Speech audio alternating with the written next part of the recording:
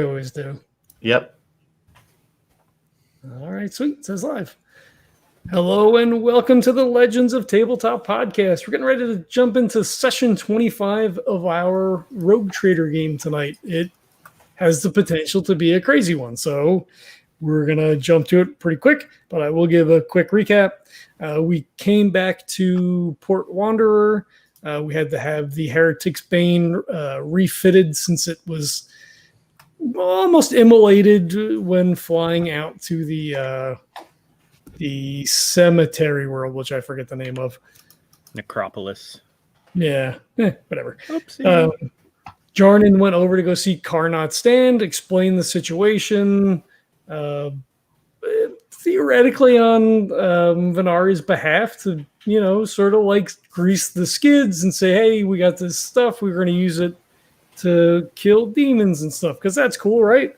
Meanwhile, Kynnoch went over to the Ecclesiarchy library. He sort of intimidated his way in, did some research into chaos gods and demons, found some information on the demon that we've been being kited along by. It is known as the Unnamed. It is a trickster god that potentially is older than the four sort of chaos pantheon gods. Jarnan and Kynnoch kind of had a testy conversation. Of course, Kynnoch wasn't happy. Emmaus and Venari, wow, this is so bad. Emmaus and Venari went over to go see Talon Tracks. That conversation also did not go very well. Venari explained that he kind of wanted to bring the Ecclesiarchy and the Mechanicus together to work together and form a new bond of friendship to spread the wealth. And yeah, Talon Tracks is like, you're a fucking idiot. So we kind of left that where it was, but he did Columbo him in regards to Somnius. As they were leaving, he kind of turned on his heel and was like, oh, yeah, the tech priest that went missing 200 years ago. Oh, yeah, he was the one that was dealing in demons and psyker stuff. And oh, by the way, we killed him. We went back. Everybody met back on the ship. Jarnan was perturbed that Venari would give all of the goo to Talon Tracks and was heading back to talk to Kynnoch Stand. Kynnoch decided to go with them because, they're best buds. So Venari sent Kane, the servo skull, to spy on them, essentially, where there were some seditious things going on. Jarnan was as stalwart as ever. I'll give him credit for that. But Kynnoch was Kynnoch. So we're going to pick it up kind of there, and let's see what happens. All right. So, so at this point, so we had the conversation. He had this conversation with Kynnoch on the second half, right? Did not. No, did not. Okay, so you're waiting to go in. Your servo skull. What? So they're getting ready to go in. I assume we want to cut to that first. I don't, unless there's anything else someone wants to do first. Is your servo skull going back? What did you tell it to do? Yeah, it was to follow until they reach the destination, and then it's going to return and report. Okay. So when Jarnan goes in, it'll turn around and come back. Okay. Okay. That it will head off, and then Kynnoch and Jarnan are at the Ecclesiarchy temple. I assume you're going right in.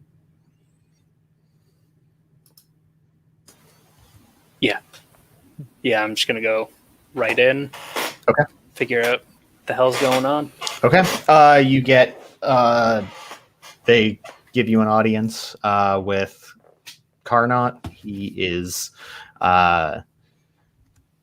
sitting behind his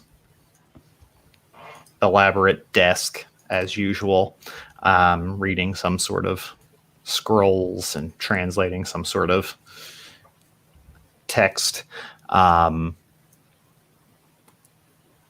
So What brings you here again? So we may have found something that would pique your interest. And he kind of holds up the vial of goo. I think the small vial. All right. So this will actually block mental abilities. Will block people being able to scan it or even sense it at all. What do you mean? It's not able to. You can't scan. An Auspex can't scan it. More like a psyker can't detect it. Curious. Or anything that's enveloped by it. I obviously do not have psyker abilities. It'd be far too dangerous as a man in my position in the ecclesiarchy. But if what you're saying is true, this is an interesting find. Yes. It's how certain people, certain groups are hiding warp-tainted materials from everybody. Wait. This isn't some discovery you've made in your adventures? Someone is using this material against the Imperium? You would be correct on both of those statements because I did find it. But yes, people are using it. A lot of it. This cannot go unanswered. We must secure this for the ecclesiarchy. This is too much of a danger. You're saying it completely blocks psychers? And, yes. and people are using this right under our noses? Give me that vial. I'm going to kind of hold it back a little bit. Like, this is all I have. So you may want to be careful with it. I fully intend to investigate this matter. This is too much of... no one could have this. It seems impossible. We must have our scholars investigate it immediately. Have you told anyone else? Other than my entire crew who was there when I found it? No. I guess. I don't know if they have told anybody. It would not surprise me if my rogue trader was spreading it around this entire frickin' station at this point. You know, we are still in Imperial territory at this point. Rogue traders have power, but that's not unlimited in Imperial strongholds. In the Expanse, maybe. But this cannot come to pass. We must secure this for the ecclesiarchy. This is much too dangerous a substance if what you say is true.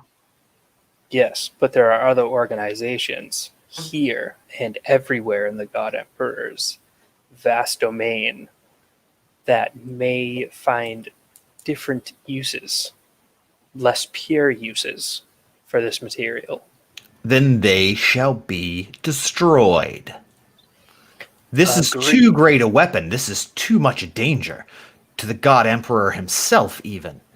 The most powerful psyker in the universe. And you mean to tell me it can block that power? This could be used against us in so many ways. The ecclesiarchy is the only one who can properly contain, and I will not say exploit. I think this may be too powerful even for the most heretical of inquisitors, to use the term loosely. Yeah, that's not the half of it. My My team, my shipmates and I tracked down possibly the source of this goo, and there was a lot of it. But also, we found out what it was. Go It on. is demonic blood. It must be destroyed.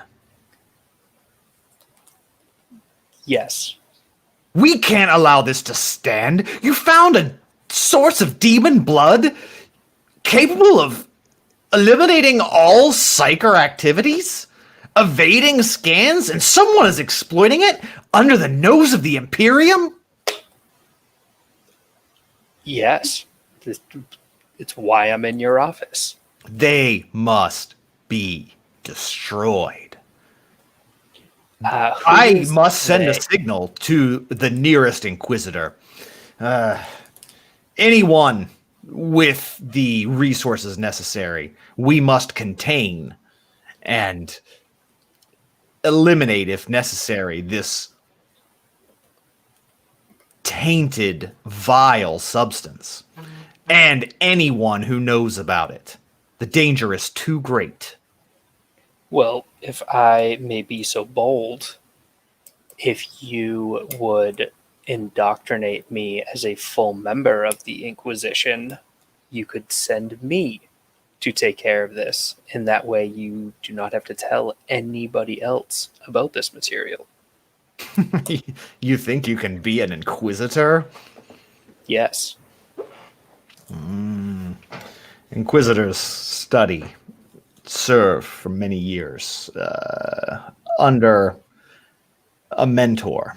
You have no such qualifications.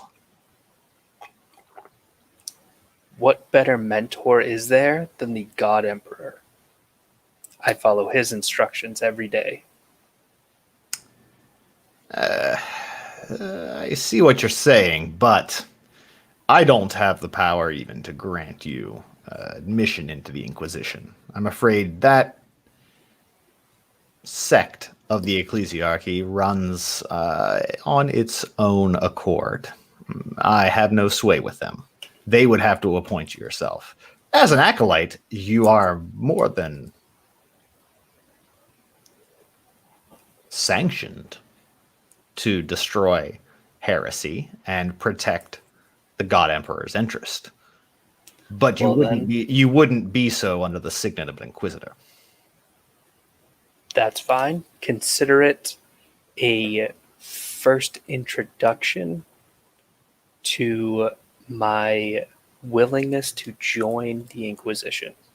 If what you say is true, if you allow me to analyze this substance, and what you say is verified, and you're able to secure and protect the source from any further intervention from outside sources, I would say it would be a fairly small leap to integrate yourself into the Inquisition. It would be a feat they couldn't deny. And of course, upon my recommendations, I think they would willingly accept someone of your stature if you could do this thing.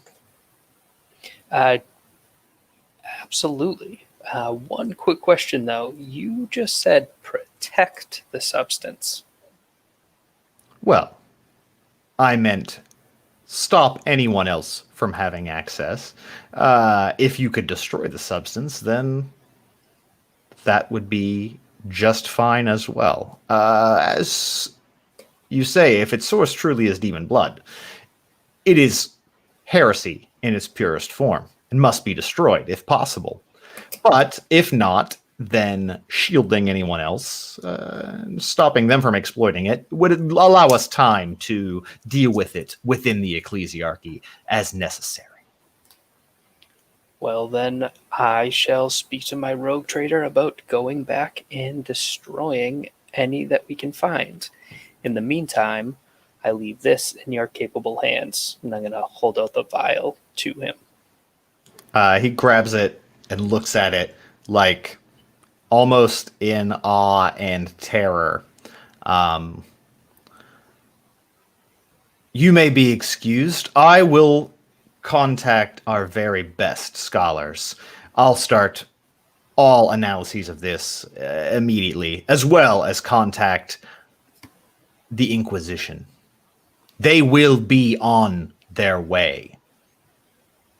As will I. Good day to you, sir. And Good day, the God Acolyte. Emperors will be with you. God Emperor speed. And I'll turn on my heel and walk out. Yeah. Outside. You yeah, you leave. At that point, you do see like some shuffling, like scribes start like shuffling quickly into his office behind you.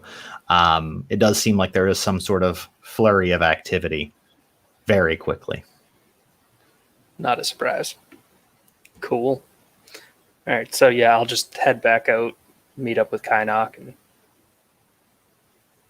head back to the ship, probably. Okay. Before they get back to the ship, Venari, your servo skull returns with the footage that it has recorded.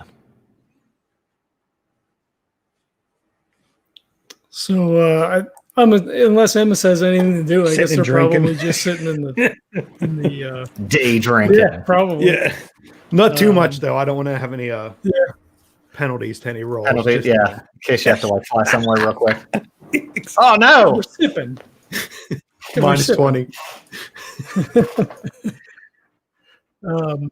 Yeah, so when the skull comes in, like settles near him, he says, you've returned, and what have we found? And I guess it like downloads the fucking data to the data slate, and he's kind of watching a little bit, starts scrolling like these fucking guys are walking, kind of just keeps talking, fast forwards a little bit, and then I should like pull up audio from the other game, and maybe I'll do that when Kynnoch is like, well, he's a real dick and he's been keeping you in the dark and you should probably kill him, like this is some fucking bullshit. This could be your ship. And he's like, he raises an eyebrow and he looks over, across the table to Emmaus and says, this is problematic. I just think that the opportunism is maybe getting the better of everybody. I think if we show weakness, then they'll try to find a way to use that to advantage. I don't think they are necessarily against us, but maybe they see the tide is turning a bit in their direction. Up until this point, nobody seemed to have any issues with the way we were going. Maybe we should reinforce how far we've come and the good we've done serving the God Emperor. It may not look that way in some of the things we've done, but results are always better for what we've done. I don't think we've strayed too far from the path in any of our actions. And yet we sit here with demon blood upon our hands. And he like scrolls some more and Kynnoch is like, fuck that guy. And he says, doesn't sound like they are quite with us, Emmaus. It's the ends justified the means up until this point. So I don't know if we need to reinforce the fact that to Kynnoch and Jarnan, or maybe just have a frank discussion to see where they think their path lies. Till this point, they've always been with us.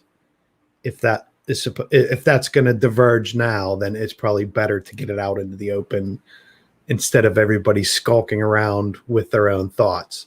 If you sit in a room and start mapping out what other people think, 9 times out of 10, that's going to be not what they're thinking. So maybe we should actually have a discussion with them to see what they are thinking. We can come up with all kinds of terrible scenarios, but maybe we're just maybe we're too much in our own head. And I'll shake the flask that we've been drinking from. It may be good to clear the air between all of us. I don't know that Jarnan has ever been on our side, so to speak. Jarnan is on the side of the God Emperor, which we pay lip service to, but we haven't not been on the side of the God Emperor. As I said, the ends justify the means. I don't think he can say we've strayed from the true path. We may have taken some detours to get to that point, but I think we've done a very good job serving the God Emperor. It has not been a straight road, that's for sure. And Jarnan is steadfast until the end. He asks for proof. He asks for signs. It seems as if Kynnoch may have pushed quite a bit too far. I guess we will have to see when Jarnan returns. Again, my thought with procuring this source of demon blood is, as well as making a healthy profit for not only for myself, but for the crew and the ship. Everyone benefits from a situation such as this, but also for the betterment of the Imperium. If we could turn this against the warp itself, is that not the greatest good? That's kind of what I was thinking whenever this situation was popped up into our laps, that I think our intentions maybe not pure, but they are what would be expected of someone in our position. And I'll look around. Does Venari have any kind of like sigil or anything that he wears on? I can't remember if you said there was something on his cape, like a house sigil or anything like that. Yeah, I'm sure he does. Yeah. Okay. So I'll just look over to that and point to it and say, you're not a missionary. You're a rogue trader. You have a different lot in life than Jarnan. He may not see the value in what you do and what we do as a collective, but we all are serving and moving in the same direction. It's just some of our actions and deeds don't look that way to outsiders. He has been relatively flexible up until this point, more so than most missionaries would be, I venture to say. I guess we'll have to see whether or not he maintains that outlook. I know he's not interested in thrones himself, only the glory of the God Emperor. And I think we've given him ample opportunity to spread the word of the God Emperor. We haven't hindered him in any way. Indeed. In fact, I have even helped to foster that mission. You recall on Valentine, he was able to cleanse quite a few people and burn them into the God Emperor's holy light. We all saw out of game. We all saw Kynnoch acting weird around burned demon fleshy stuff, right? Or was that a hidden thing? I think so, because I remember pretty out in the open. Yeah, okay. I think so. Yeah. Not to divert our thoughts on who we think our the biggest obstacle to us at the moment is, but if Jarnan had any issues with heresy among the ranks, I would have thought he would have focused more on Kynnoch's actions and so Emmaus will hold up his hand. Now, granted, the fact that we have something that is made with demon blood probably doesn't weigh too heavily on our side in the good scale. But Kynnoch seemed to be a lot more interested in the fleshly pursuit of demons than we are. We are looking to use this to our advantage. So I don't know if Jarnan's animosity maybe to you and me, just from the fact of who we are and our relationship, maybe that's blinding him to maybe a more direct threat on the ship itself. Well, I mean, a navigator is a necessary evil, even one that can't navigate us out of warp space, but be that as it may, they are prone to further and further mutations until they are no longer serviceable. And at that point, we would acquire another one. The necessary evil is kind of why we exist. We're not sent out to follow a golden path of no right and no wrong. We're sent out to explore and open new opportunities. And after those opportunities come the power and the weight of the God Emperor behind us. So if we were weighing up our actions, I would feel content that we have done the right thing so far. I do not think you are wrong. I don't know that Jarnan would see it the same way. He concerns me less at the moment based on, he kind of waves his hand at the data slate. This, he seems as if he's still in a reasonable state of mind. Kynnoch concerns me a bit more. That is something we will have to be delicate about. Should we call our fellow executive crew members for a discussion, or should we let them come to us? I believe they will return here when they are completed with their mission. Maybe we just make a note of this seditious behavior for now.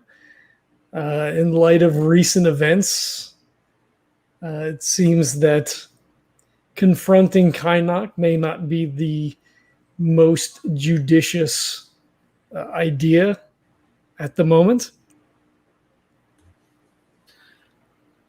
I wouldn't want us to tip our hand and act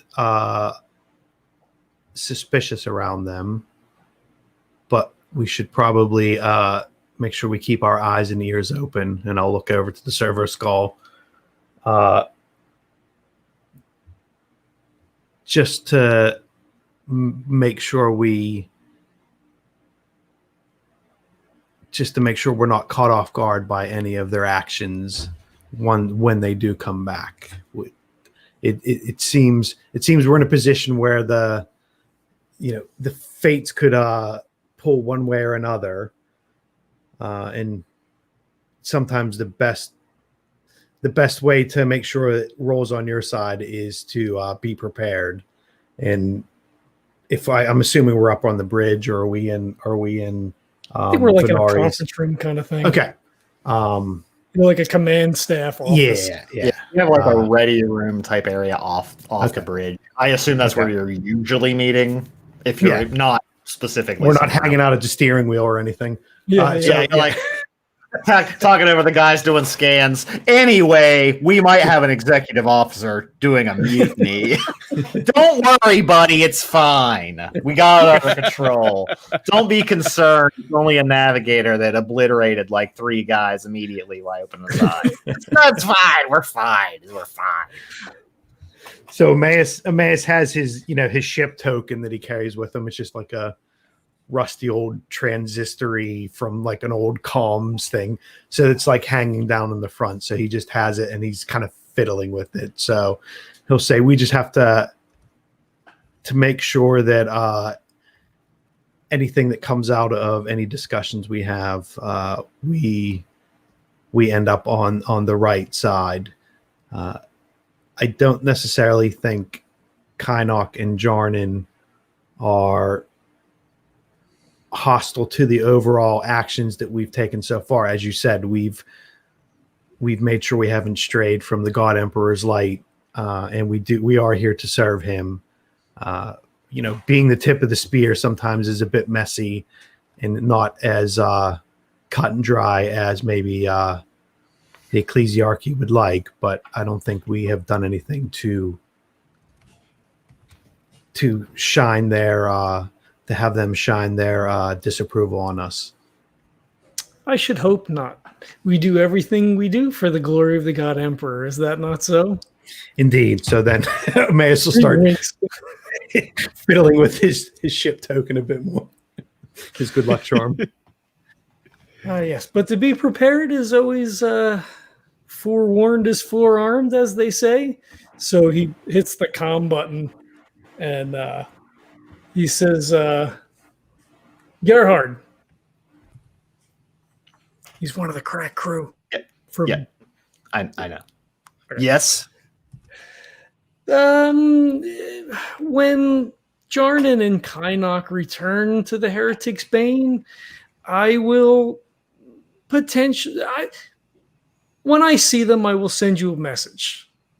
Signal, I wish for you to come to towards the ready room. I want you to wait outside. There's nothing to be concerned about per se, but there are some interesting developments that may require your attention. Shall I have any of the other men accompany me? Yes, the other four. We will be at the ready, Captain. Yes, please keep this to yourselves. Prepare as you would. I will send the signal. Just be ready. That's what we're here for. We've got your back, Lord Captain. Thank you. And he turns off the comm. He points to the skull, and he points to it to like be in the corner of the room, kind of like up towards the ceiling, out of the way, out of eye line. And he pours another drink, and he says, "I suppose we wait." So Emmaus will kick his feet back and lean back, and then just make sure his bolter is not unlatched in the side, but it's not being held up on the arm of the chair or anything. Yeah, unsnap the catch. Yeah, exactly. Above game real quick before we do anything else. I was looking through the notes. So we paid 2 profit factor to speed the repairs up on the ship because that seems like it's going to be important. Yep. But I didn't mark them. Yeah, we're going to run. That you did. Because it was like, it's going to take like a month. I think it was going to take a month without you spending anything. So. And then I spent 2. So I think it was a week. I think it was a week. It cut it to like a week. Or you could cut it maybe to, it wouldn't be more than or less than like 5 days. 5 to 7 days is what I would probably call it at that point. Basically, you just paid to have like everyone drop what they're doing to get your shit fixed. Basically, so you have like 4 construction crews working instead of 1. Right. So, and this is all like, I'm assuming this is all first day, right? Like we get in, everybody dicks around a little bit, and it's like, all right, well, we got business to attend to. So like, it's still day 1. Like they're working, but like. Yeah, I mean, you could call it day 2, but I'm pretty sure you guys at least started doing stuff when you got there. So you're still on like the first 24 hours, regardless of what day-night cycle it is right now. But yes, you're probably in the 24 hours starting. So the ship is not repaired for sure. Yeah, no, I figured. Yeah. Okay. Yeah, you've got several days before that will be completed. Yep. Continue. I thought someone else was saying things before you jumped in, Kynnoch but otherwise, something? yes, it's Kynnoch doing it. Are you guys coming straight back? You're doing research? Was that prior Yeah, to so Kynnoch would Jarnan? just. No, I didn't want to follow Jarnan into the ecclesiarchy. Yeah. So when he went and did his thing, Kynnoch went and researched. So he'd probably be doing that throughout all of the discussion. I'm assuming too that researching demons and finding, the nameless one and shit like that would probably take a while. So yeah. So it would take at least a couple hours for you to go through any real amount of literature, like scrolls and data slates and archives. Right. So it would probably take you a couple hours. I assume at that point Jarnan would be hanging out or helping or waiting for you if once he's finished discussing everything. And then the question is, are you doing anything before heading back to the ship? No, I mean, depending on what Jarnan does, we'd either meet up, or if he decides to go back to the ship, then Kynnoch would probably be the last one returning. So I don't see Jarnan going to buddy cop. Hey, what did you waiting around outside? Yeah. I mean, he doesn't even know. Actually, I don't even think Jarnan knows where Kynnoch is. I just said that I didn't want to go in with him, that this was something he needed to do. So yeah. I mean, you would have comms, so you could get a hold of him, but So Jarnan, you finish up. Kynnoch is not around. He's not in the lobby. What do you do when you finish your conversation? Walk outside to get Kynnoch, see that he's not there, kind of swear under my breath and go, well, whatever, I'm going back to the ship. I had words to say to certain people anyway. All right. I'm just going to make my way So back. you head back.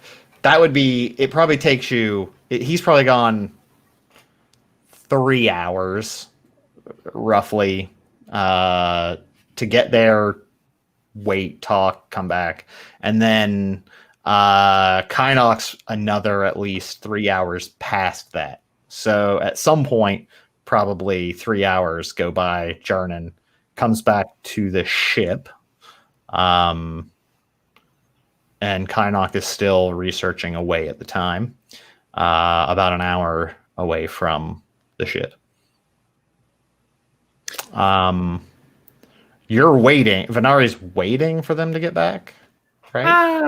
I mean, I guess when we're in dock, I don't think we have anything to do, right? The ship's being dry docked. He would potentially go out on the town, check with contacts and things like that. But with this stuff going on, I think you probably stay close to the ship. Okay. Maybe we wouldn't sit in the office for, 3 hours, just getting hammered. Yeah. Because by the time they show up, you're like, let me tell you something about Felix. I love these. I love tell you about all this. Yeah. So I mean, I guess maybe after the skull comes back and they have that conversation, they sit for maybe another 20 minutes, and he's like, all right, well, we'll have the ship. Have someone alert me, when they get back, and then he'll go and check in with, maybe with Oros, if we can contact through the choir, find out with my contacts on, Port Wanderer, what's been happening while we're gone. I guess he does rogue trader business stuff until somebody's like, hey, they're back, or Jarnan's back, or Kynnoch's back, or whatever. Okay. And then reconvene back in the ready room. Okay. Above game, Jesse, do you want to be there for that? Would Jarnan potentially then be like, hey, dickhead, we're going back. I don't know what you're doing. Like, as opposed to you No, being, oh, everybody's dead. I'd What do I rather- walk into? No, I'd rather stick to timeline. Like if you guys want to, if Venari, Jarnan, and Emmaus have a conversation, and then Kynnoch walks into it later, I'm totally okay with that. Okay, that's fine. Yeah, it's just. I think that would be. I think sectioning it out, adding one person at a time. Like first it was Venari and Emmaus, and then Jarnan comes in. Then the three of them talk, and then Kynnoch comes in, and we have that. I think that's a little more fun. So Okay, if we're all talking and then Kynnoch walks in later, that means our back will be turned to him. So that'll be good because if he takes us open off, it we up. won't Plus see. 30 to your willpower check. No. Well, I feel like Venari's at the head of the table facing the door, right? Like he's not going to have his back to them when they Yeah. walk in. This is Yeah. true. And the skull It's a is big behind. ship, so you'll know when they're coming. It still takes a couple minutes to get through the ship, even. So, when they come back Right. aboard, you'd know.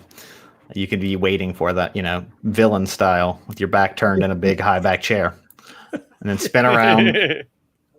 So, you've been talking. to Except I people can again. absolutely see Venari style. He swings, but And the it keeps seat spinning? kind of over rotates, so he had to Yeah. stop himself, and he stumbles to the side. Yeah. See, I was thinking more Venari style would be his cloak would get stuck in the wheel of the He chair. starts choking. Wouldn't be able to turn at all. That's how the game. Yeah, that's how the game ends. Venari then, like- chokes himself to death on his cloak. Yeah. And then he turns back. He's like, you know what? Go out, come back. That's an order. It's an order. Do this again, guys. You didn't see that. Cutting it. He uses his power sword to cut the cloak off. Damn it! God damn it! Get out of here. Paid a lot of money for this. Had a hand and everything. Fucking thing. Yeah. I mean, otherwise, if something bad happens, you could kind of just comes into a bunch of scorched bodies and then picks up a writ of trade and is like, well, I'm a rogue trader now. Gets him the And just leaves. Just does whatever he wants. Yeah. So, I guess, at some point, Jarnan comes back aboard. I assume Venari has some alert to know that he's back on board. It's not that difficult for a command staff to know when another command staff member comes back aboard. And you're alerted. The service call lets you know. Jarnan, where are you going when you get back? Are you going like straight up to the bridge / ready room / Venari's quarters or whatever? Or are you like doing something else first? I was going to go to my quarters Okay. first, mainly because I've been walking through the city for like an hour and I'm all sweaty and need to pee. Okay. Yep. So you can go back. Yep. You go back to your quarters and freshen up. Yeah. Slip into something Powder more my comfortable. nose. Yeah. You've been walking through the common masses. Yeah. You got to Yeah. get all that crud off you from. I got to Street convene with people. the God Emperor, purify myself. Is that like talking to a man about a horse? Maybe. Maybe not. Maybe go fuck yourself.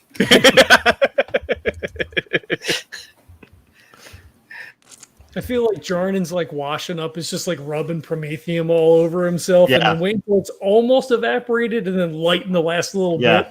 bit. That's how I shower. It's like the alcohol challenge or whatever. Bessie, that's how Bessie stupid teenagers showers. were doing. Yeah. No, not Jarnan. That's how I shower. It's so much more sanitary. Just gets all those germs off. Right off. Mm-hmm. Okay, yeah, so you go to your quarters and are cleaning up whatever from the disgusting station people that are and beggars and such that bother you all on your long walk. Venari, you get the heads up from the servo skull when he gets back in to the ship. if you really needed, you could track him down and find out he's in his room. I feel like so the servo skill's probably like outside, sees him come in, like radios to me, he's here, then takes up its position in the room. So then I jump on the comm to Emmaus, and I'm like, Jarnan has returned. No sign of Kynnoch. Should we adjourn to the ready room? Yeah, send a message for him to come meet us there. It's probably the best we finally get this out into the open. Chewing it over in our heads can lead us down different paths. It would be good to hear it from directly from Jarnan's mouth to see how everybody's feelings are. We could just be making stuff up or thinking things in our head. He has surprised us before with some of his actions and words, so let's hope this is another instance of that. Hopefully he will continue to do so. I will meet you there. Walk over and see if there's anything under the tables where you can where stuff can slide and stick them underneath your desk. Checking around. I'd probably wait, I don't know, 10 or 15 minutes before getting on the comm and calling Jarnan.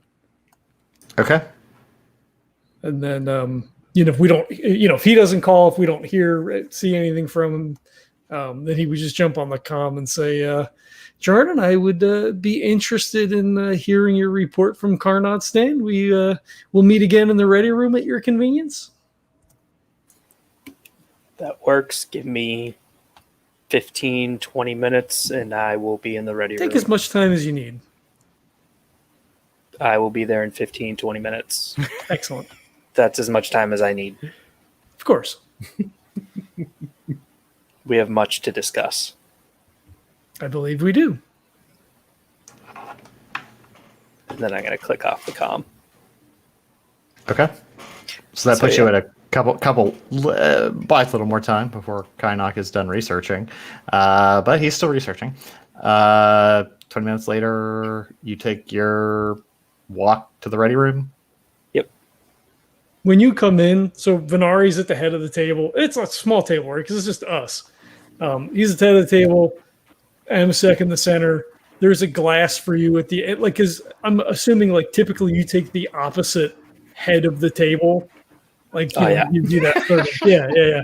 So there's it's going to be sort of a big enough table, though, because, first of all, you could have, 6 command staff at some point, and everyone in Rogue Trader wears giant clothes. True. So, everyone's, 4 foot wide. 30 feet long.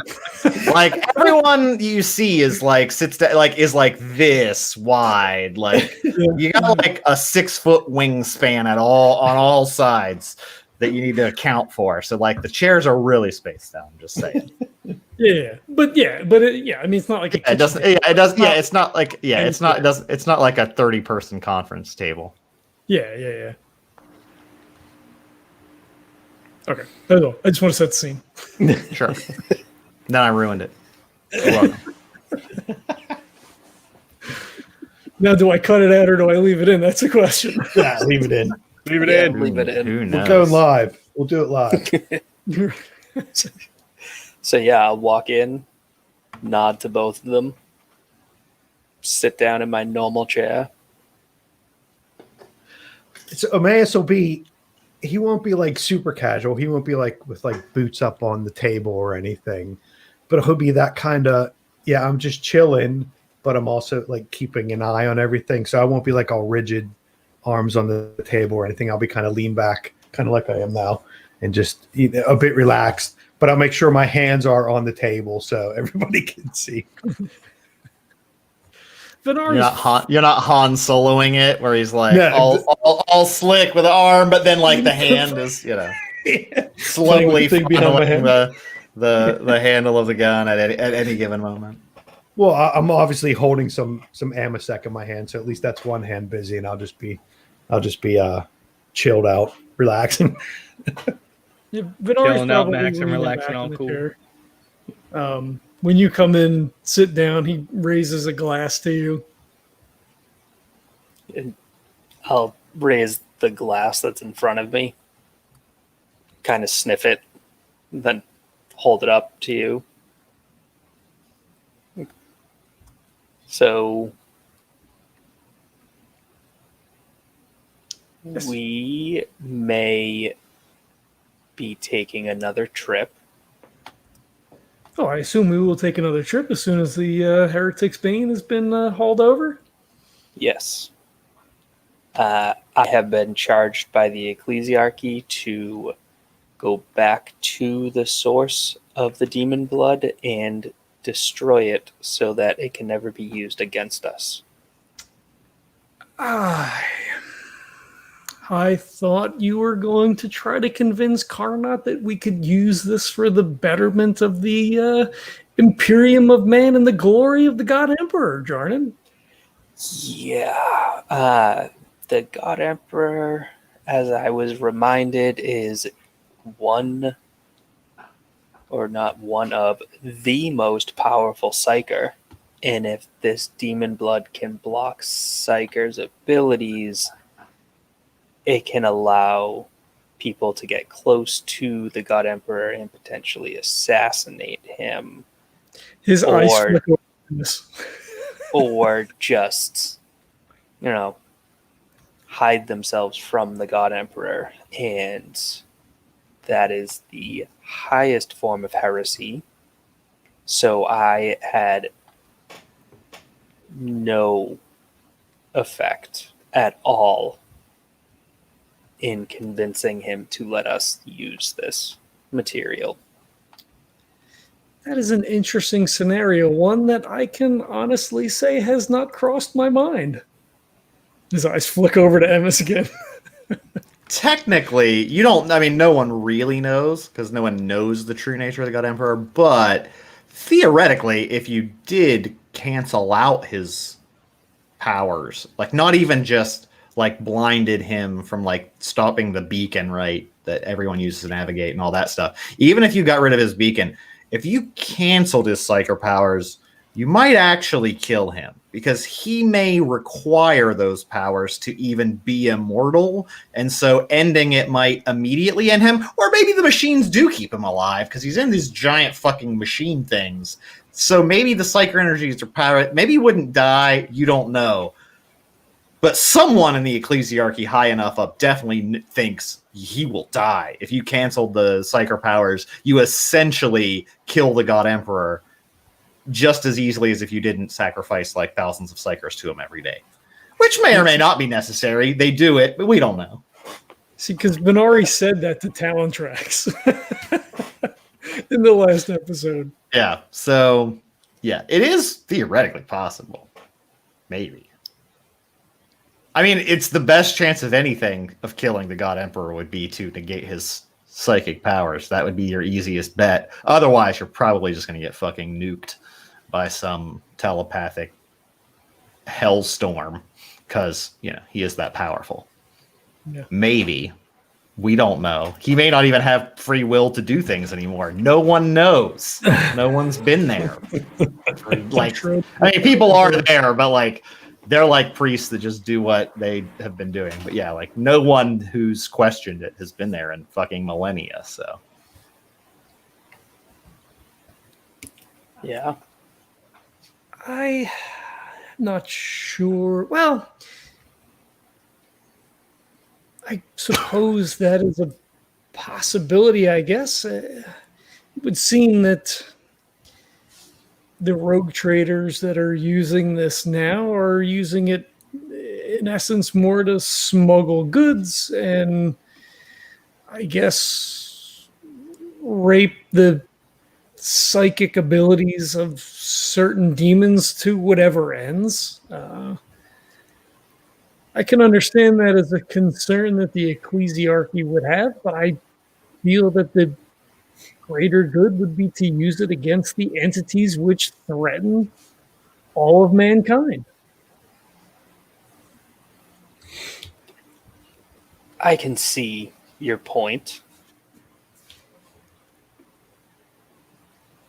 In this case, I cannot back your point. I mean, at this point, we are not even sure that we still, kind of like waves his hands, control the resource. It did take us somewhat longer to get back than we had originally anticipated. And of course, we'll be here at least another week while the ship is retrofitted. I did speak to Town Tracks, and they were quite enthusiastic about researching and potentially using this substance to, again, protect the masses of humanity.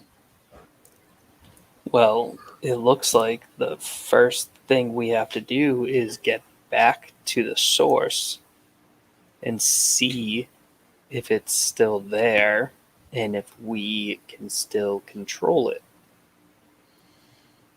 Yes, that is key to any plan that we may undertake moving forward. So we'll have to go look for it. Yes, well, look, we know where it's at. We know where it was. Yes, indeed. I don't believe that they would have moved the operation. I'm sure that everything is going on according to plan. I see no reason why. Of course, there is this problem of Salmius. Perhaps there may be other things that are happening. Yes, this is worth quite a bit of thrones, as well as some other intangible benefits that we could accrue in regards to maintaining control of this. So after leaving the ecclesiarchy, I no longer am in possession of any of the black goo. Do you have any more by any chance that I could have and study? No, that was the last of it. I gave Talon Tracks, as you recall, the container that we returned with to allow them to further their research. Okay, well, now both organizations have some of it. I don't know how they will react when they find out that each other has some. Did you inform Carnot that the Adeptus Mechanicus was involved in certain dealings? I informed him that you were speaking to other organizations in regards to the demon blood. I did not specify which. He's smart enough to put those puzzle pieces together, I would imagine. That's why I didn't tell him. I didn't feel the need. Yes. Likewise, Talon Tracks was not enthusiastic about any overtures that may be made towards the ecclesiarchy. He called me a fool, truth be told. I explained to him that I wished some olive branch, this to serve as some olive branch between these two organizations, of course, for the betterment of all mankind. Yeah, I'm pretty sure it's not going to be an olive branch, but a yew rod that they're going to beat each other to death with. Town Tracks did not wish any open conflict with the ecclesiarchy. That sort of behavior is of no benefit to anyone. Sure, they have their tete-a-tetes in the dark of the night, but as far as publicly, we're all working towards the same goal, are we not? I believe we are. However, Kynnoch did not seem to understand any of the benefits and only saw all of the negatives. So I cannot guarantee that nothing will happen. What do you mean exactly nothing will happen? Honestly, I have no idea. It puts us in a bit of a pickle then, as we are not. I mean, we may fly. We obviously made it back to Port Wanderer, but I would like to get these repairs done to the ship so we were not put at a disadvantage as we are out and about. Well, I don't believe the ecclesiarchy will come after us because I have given Kynnoch my word that we would be going back and destroy the source. And he knows that we do not have any more of the substance with us. So it does buy us a little bit of time then. This is an unenviable position to be in. Well, it buys us all the time we could need. They're not going to come after us because we are doing the ecclesiarchy's bidding. As we always do. Puts his hand on his heart.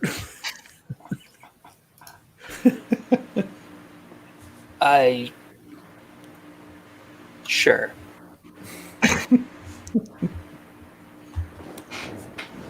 Jordan, you understand that as a rogue trader, the line that must be walked is one that is jagged at best. Oh, I 100% agree with that.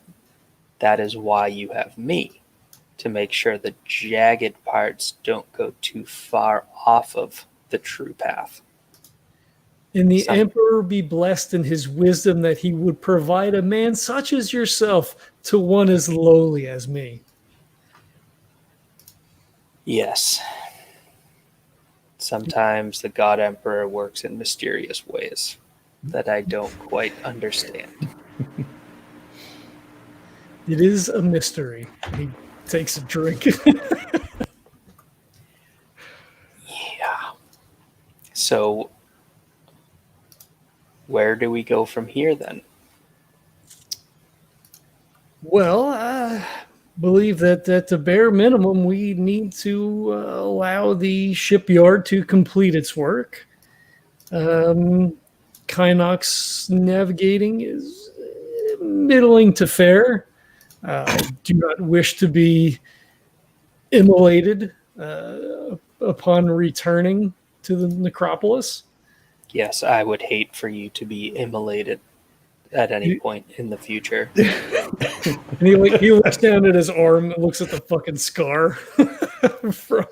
I'm pretty sure you have like 3 at this point. Yes, indeed. It would be most unpleasant. Yes. In the meantime, I guess we will make preparations to head back out. I assume you will be in touch with Kynnoch to let him know that we have taken his wisdom under advisement. Yes, I can contact him while I go shopping.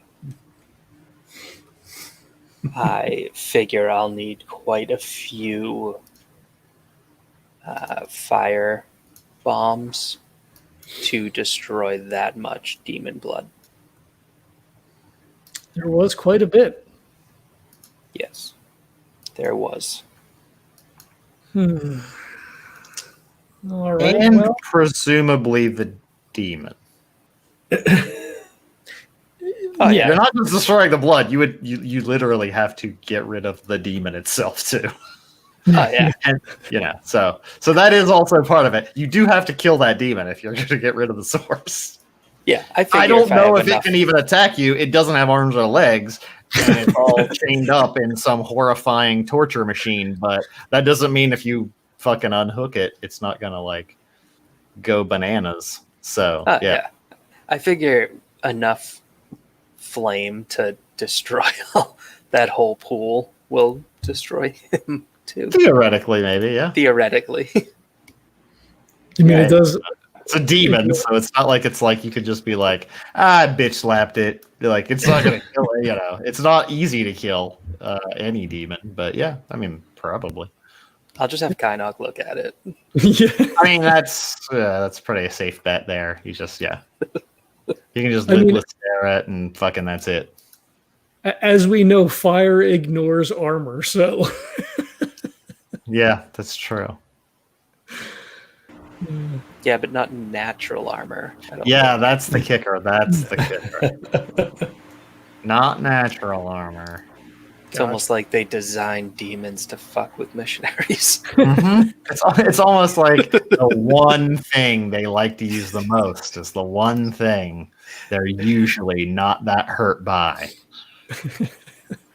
It's weird how demons do that. Bastards.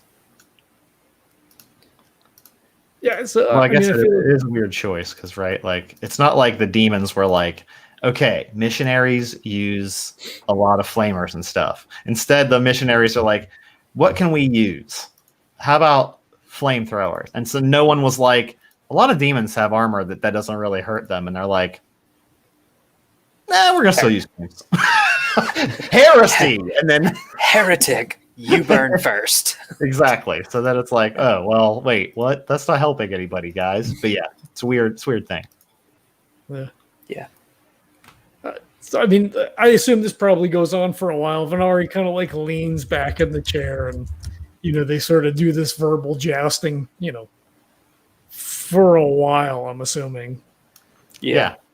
Yeah, I mean, yeah, it takes you guys a little while to keep bantering, plus, drinks, and, like, you keep, like, slowly sipping your Amasec, and, every once in a while, you guys just kind of squint at each other for, 30, 40 seconds at a time straight. Just, Jarnan is just sitting there heating up a small piece of copper wire, slowly keeping it warm. Venari's eyes keep flicking over to Emmaus to see what he's doing. He'll give that subtle nod, like, nope, not now. Wait for it. The fourth player's not here yet, so we have no idea where this can spin out to. Fuck, you didn't kill him yet? God damn it, Jarnan. What did I tell you before? That would be an interesting thing to say when he walks in the room. Jarnan, I thought you were going to kill him. I assume that Kynnoch comes in while we're still sort of trading barbs. You kind of like are going back and forth, blah blah blah. Yeah, and then Kynnoch, I assume, you show up to the ship and essentially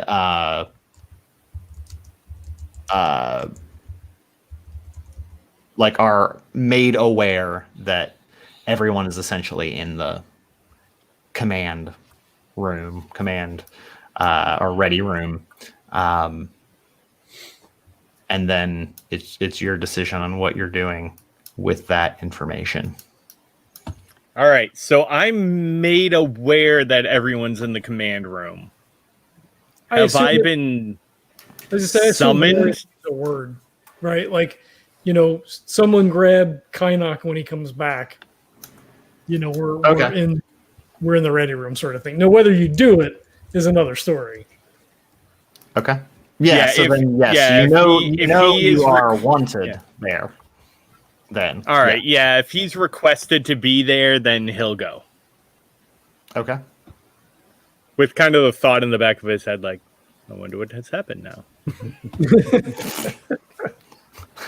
He's like, I wonder if there's anything I wonder if any crazy shit went down. Who knows? We don't know. It could be normal. Everything's normal now. Yep. Okay. I'm gonna go grab some water real quick because my throat is still scratchy as fuck. So I will be right back. I guess you guys can chat if you want, or you can keep me apprised. I am also going to go grab a drink then. Mid-session break, everybody. Yay! We got it. I'm not gonna grab a drink. I'm not either. I already have one. Yay! Me too. So that went about as well as could be expected. It went about as well as I thought it was going to. Yeah, I didn't know if it would like completely unhinge when he came back, because it's like, all right, well, this gives me a couple days to try to figure stuff out, because it's like 24 hours, like 4 or 5 more days to figure out. Right, well, what do I do? Do I just like put a bullet in him?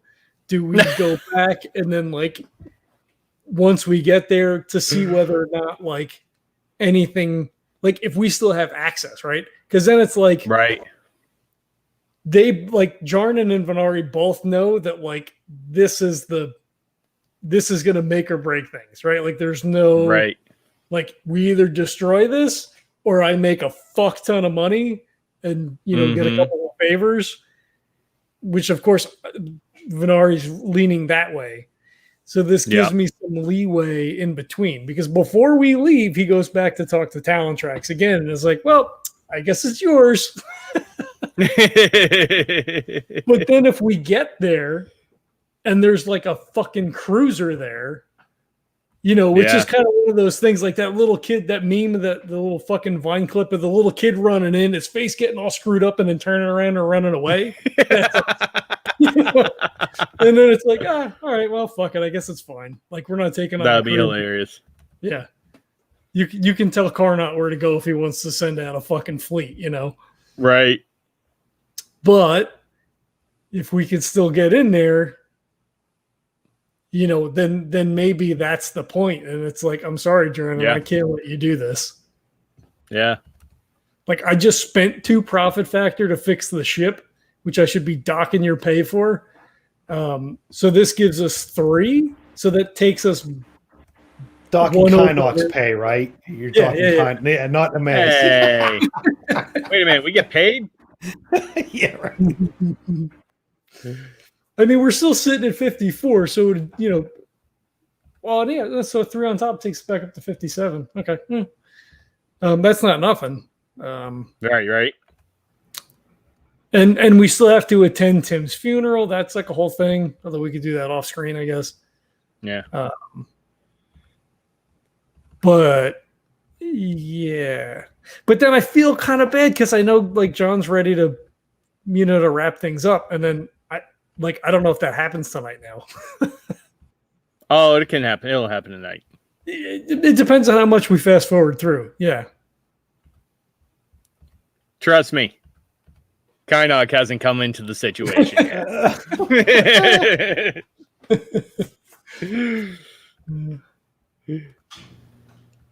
It's not a party until Kynnoch arrives. Yeah, right. All right, I'm going to go hit the head real quick. Oh, Neil's back.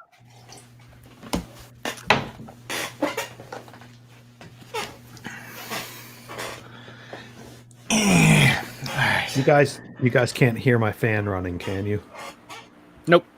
Thank God. Nope. Kind of a little bit. Yeah, now that you just now that you said that, I can. Damn it! Actually, it's not too bad today. It's been 90 for a week straight. It's been miserable, but today's been actually good. Let me go turn it off.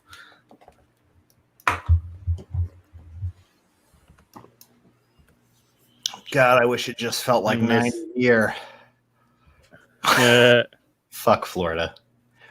Bunch of horse shit's what it is. I just got back from bought a windscreen and everything. A few days in Vermont. Oh, it was beautiful. It was max high of 80. A high of 80 all weekend. Oh man, Low that sounds of amazing. like 55. Oh, it was beautiful. Man, why you got to rub it in? That's brutal. Don't worry, I came back to 90 with 90% humidity. So okay, well there you go. Eat that. So Because yeah, we're almost in the same boat now. Florida is just one big fucking steam bath.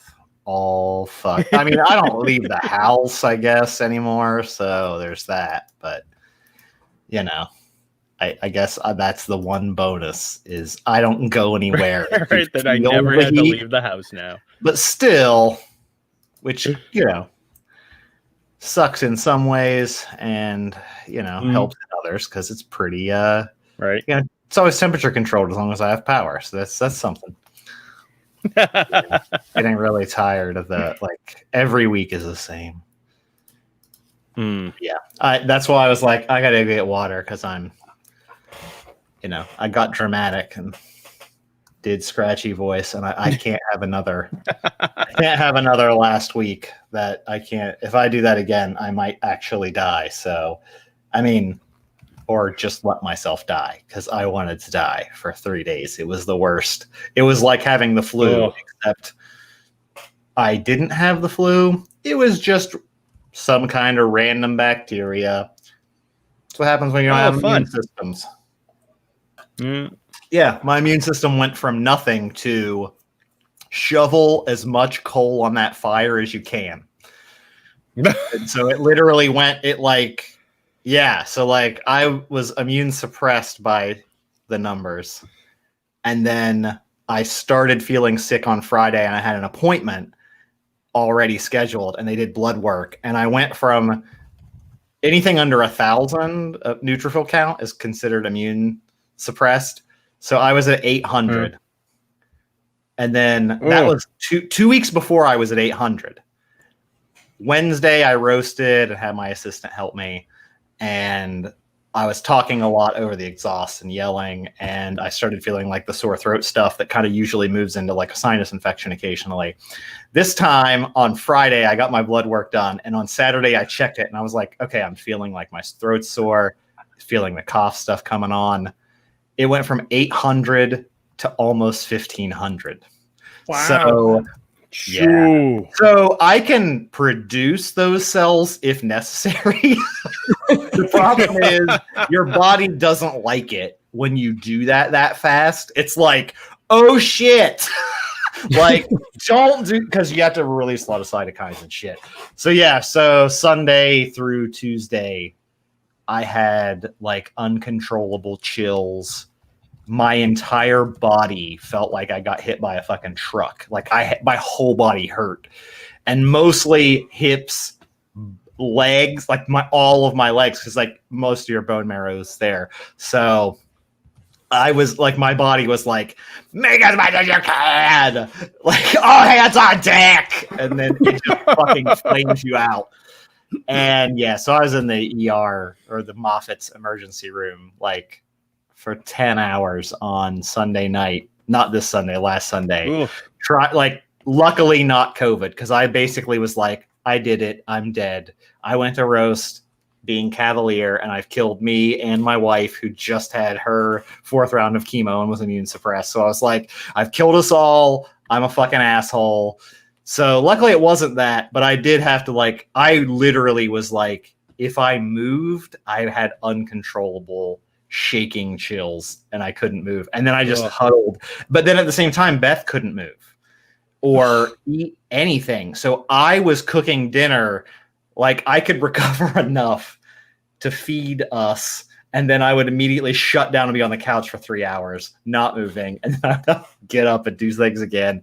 It was so I was like, I can't do this again. So now Travis is roasting for me. So like, he's going to roast everything until I'm back in shape. So. Oh, that's good. Fuck, man. I was like, this isn't good. And that's kind of the symptoms of when you get the chemo is exactly what I felt when I got sick. Because your body, when you don't have any immune system at all, basically acts like it's freaking out and trying to get one real hard.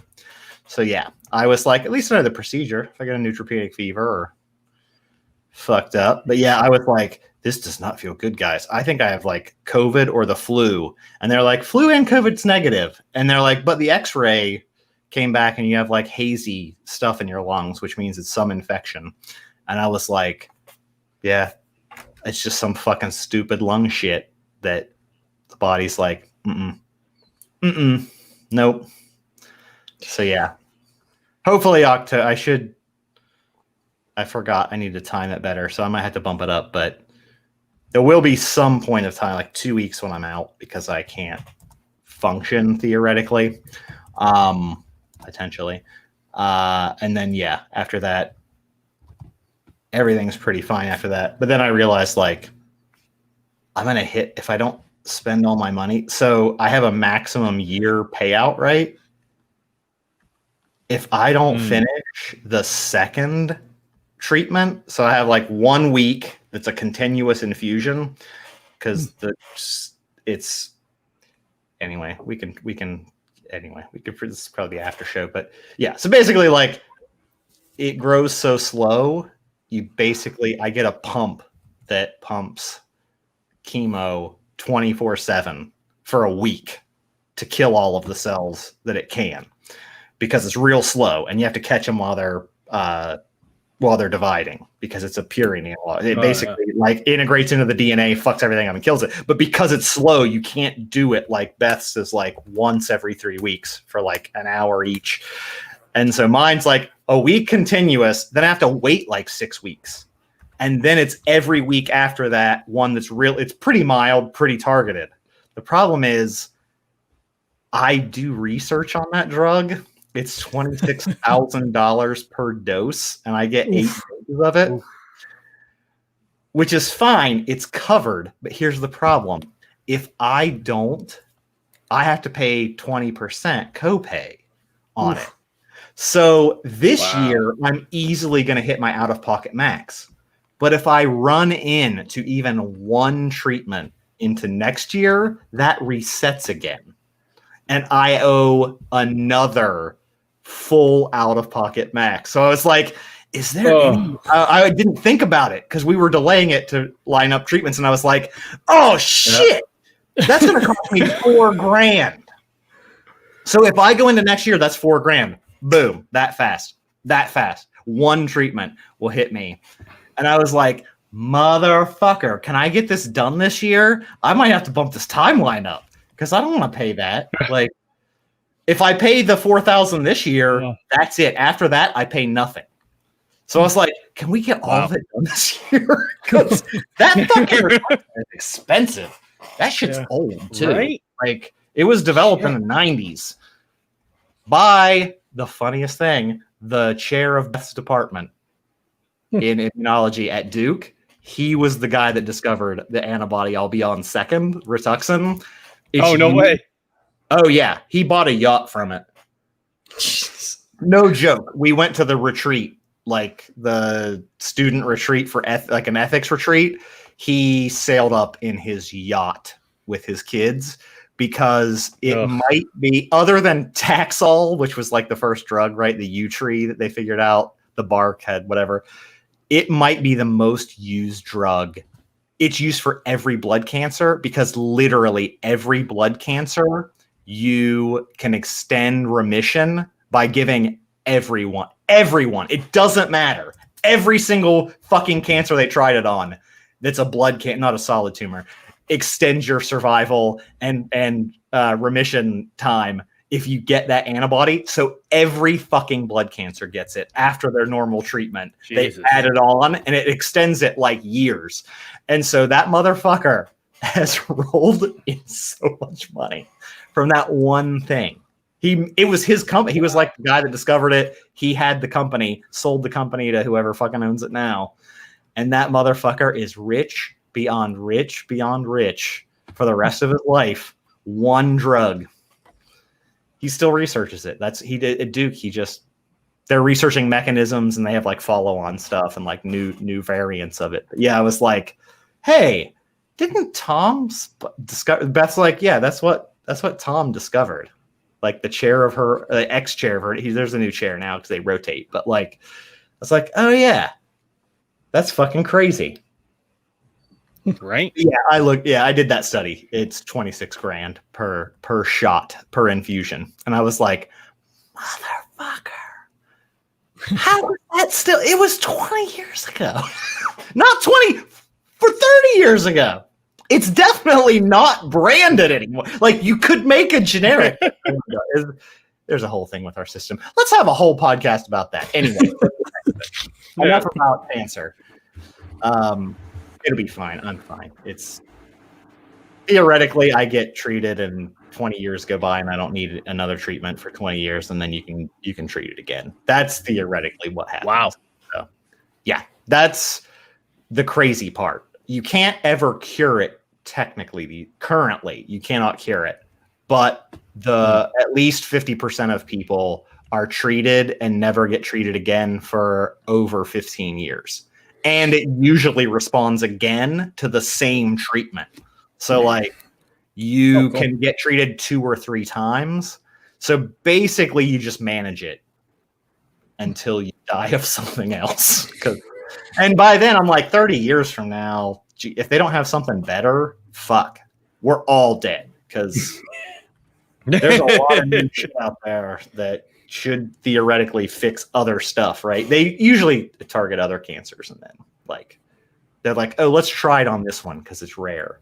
There's not that many people, but they'll eventually try it because, hey, any more people on that drug means more money.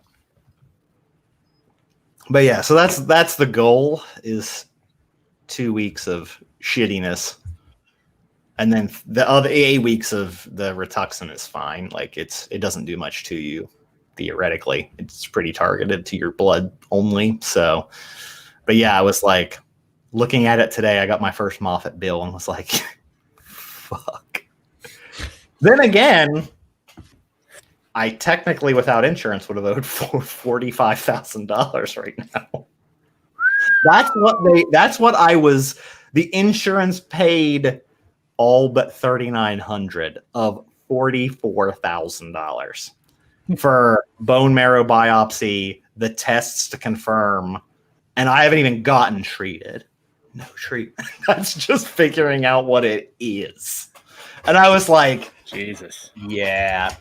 I mean, Beth's already at 300,000 right now. So her first time was 300. This time it's going to be 5 or 6 because she's going to be on antibodies for a year, and they're 30,000 a dose minimum.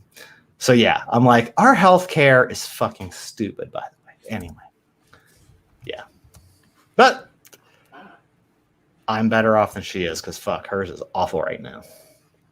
No bueno, guys. Don't get platinum. Your body doesn't like heavy metals in it. It doesn't like it. It's really awful for it. It's like, I don't like this at all. Guys, why are you giving me this? Let's kill some people. Don't say it like that. That one kind of ready to walk in. Exactly. Let's melt everyone's brains and bodies instantaneously. Yay! Yeah. Because that's what's going to happen.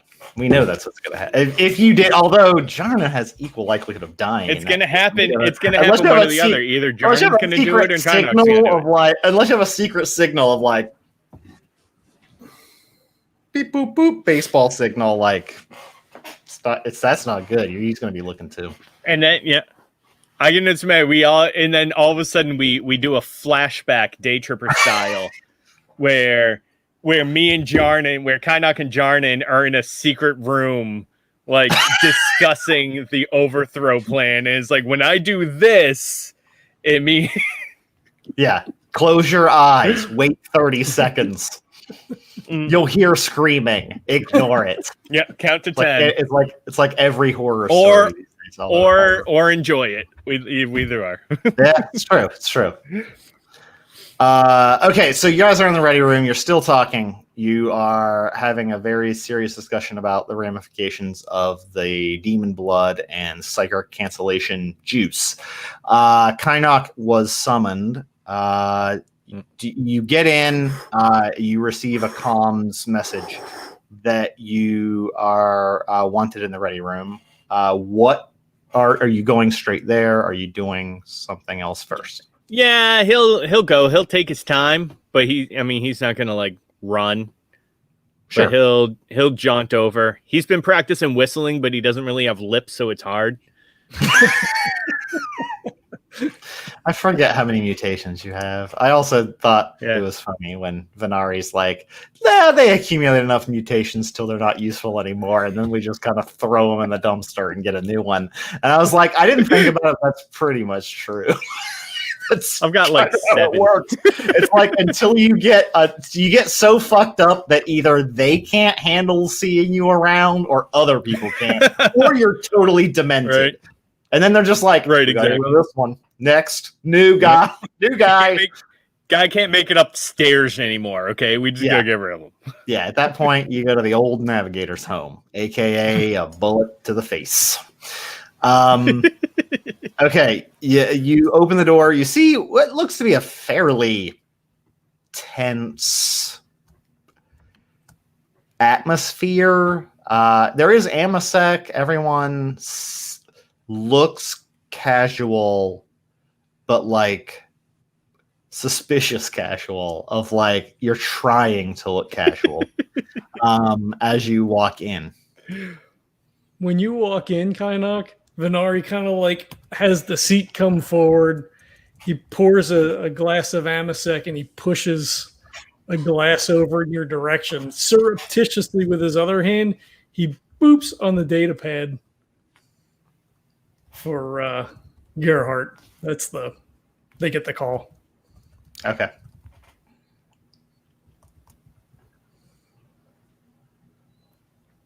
And they sit back down. Oh, everyone's here. Very nice. Why? We've just been discussing the glory of the God Emperor and that how everything that we do is managed by his grace, Kynnoch. Oh, yes, of course. Including the abilities that allow you to navigate the warp. Yes, one could say that. I did. Okay, very nice. Well said. So, when is the ship getting repaired, Captain? We have 4, 5, 6 days left. We have 4 crews, I believe, out there working on it now. But the damage was extensive, as you well know. Yes. Well, we must work diligently on our return to the physical realm out of the warp. It is something that me and Emmaus shall endeavor to perfect. Isn't that right, Emmaus?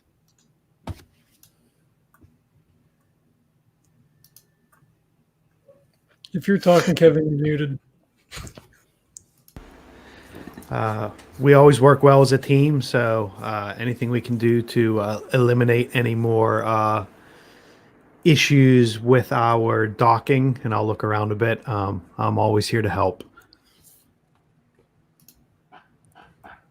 Perfect. See, problem solved, Captain. Is there anything else? We have been discussing the situation surrounding the demon blood, and there are 2 paths before us. Jarnan has indicated that Carnot is unhappy with anyone being able to procure such a dangerous thing. It is unfortunate. He wishes us to return to Necropolis to eliminate the demon and the product in question, as it is an affront to the God Emperor. Yes, absolutely. In fact, Captain, I was quite surprised when we left the planet with that abomination still alive. Well, Kynnoch, a Rogue Trader's house does not run on hope and good luck. It runs on thrones, and something such as that is worth a considerable number of thrones. Yes, very true. I can understand the pull for wealth can sometimes be greater than the pull for the God Emperor's favor, but it is something that we all strive to balance. And yet the thrones could be married to the God Emperor's favor. As we had discussed before we left the planet, it could be used for weapons of great power to slay demons that haunt the warp. That's very true indeed. And look at that. We have a demon to test those weapons on. Yes, only if Talontrax is able to manipulate the material that I provided to him to an extent that is ready within a week. I am not sure that would be the case, but I can indeed get in touch with him and see how his research progresses before we leave. Perfect. Yes, That'll make the return trip easier. Is the Ecclesiarchy aware that Talontrax has the substance and that they have been studying it for quite some time? You did say that they would be very upset if it had fallen into the wrong hands. The Ecclesiarchy knows that other organizations have been informed of this material. I did not specify who was being told by the other members of my crew. Oh, But- well, aren't you a sly one? Well, as our most holy rogue trader was saying, Kynnoch is intelligent enough to put all the pieces together. So I'm fairly confident that he knows who exactly has the other material and knows about where to find it. Yes. Are we worried about any fallout when the inevitability arises that we have basically circumvented the Ecclesiarchy and shared this information with the Adeptus Mechanicus? I just would not want to put you in such a difficult position, Jarnan, of choosing between your kinship and your rogue trader, because we all know truly where your intentions lie. Oh, there will not be a conflict at all. Myself and Venari have already decided that we're going to go back to the planet and completely immolate all of the demon blood and the demon itself. You have. Isn't that correct, Venari? He pulls a really tight grin, and he's, yes, yeah, of course, yes. As soon as the repairs to the ship are complete. Yes. See? No problem, no argument. It is the God Emperor's will, so that is what we will be doing. Isn't that lovely? And Yes. it's just silent. Everybody's staring at everybody else. Seems great to me. Everything's fine. How are you? Don't worry, mommy and daddy aren't fighting. We're just having a really serious. We're just having a very serious discussion. Yes, a very quiet. Civilized, very serious. Yes. So, how long do you think it will take Talontrax to create the weapons to be used against the demons? Oh, I'm sure I have no idea. Research such as this as an unknown substance could take years. it is something that he is most interested in, and I'm sure this is something that will be foremost on his plate, as it were. This is something that they will be working on most likely above all other things, I would imagine. I see. He will probably need more of the material then. He would be happy to have as much material as we could provide, but as you say, it is heretical. Yes, it is. It's such a shame. Doesn't sound like he will be able to make those new weapons then. Perhaps. More's the pity. Indeed. Takes another sip. He takes an angry sip. Oh, is that to assume then that we shall be heading there as soon as the ship is repaired? Yes. Jarnan? Yes, that is where we will be headed. As soon as the ship is repaired, we will be going back to ascertain whether all of that material is still there, and then to destroy it all. Isn't that right, Venari? Oh, indeed. That sounds like an excellent plan then. It does. Kynnoch, did you have anything else you wanted to talk about? How did your research go? Oh, it went splendid. I learned much about just certain people and places and an unnamed demon that's been right. Now, An unnamed demon that's been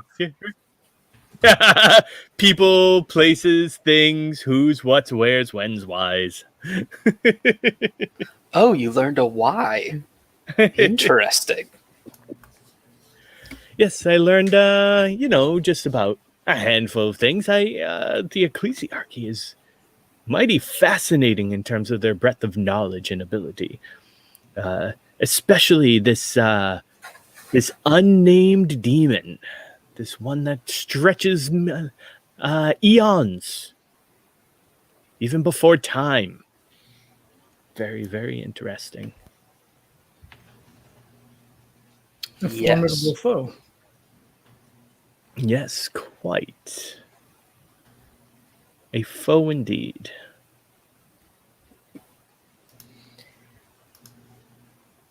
So, Venari.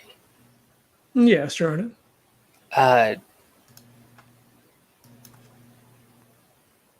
What did you and Emmaus learn while we were away? Not very much. I spoke with my contacts here on Port Wanderer. We have been gone for some time. I check on my various business dealings. Also found out that Emmaus cannot hold his liquor very well. Emmaus will look over to Jarnan and Kynnoch and say,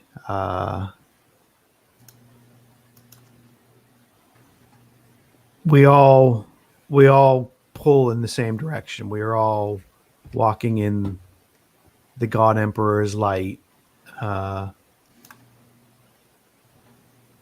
Whatever decision we make, we should all make as a team. We've come this far. We've done great things. We've made lots of money.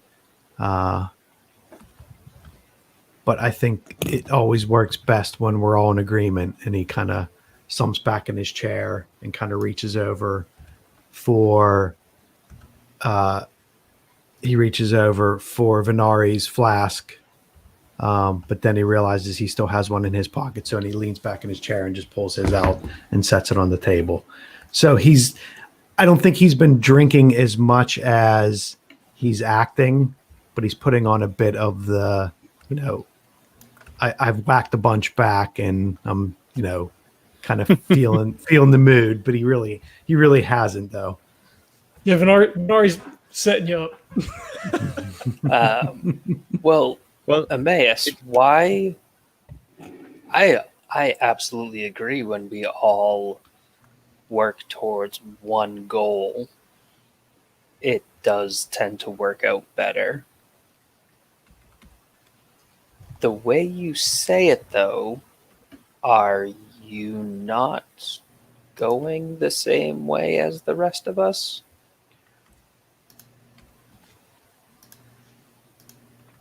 Venari leans forward and looks at you a little bit.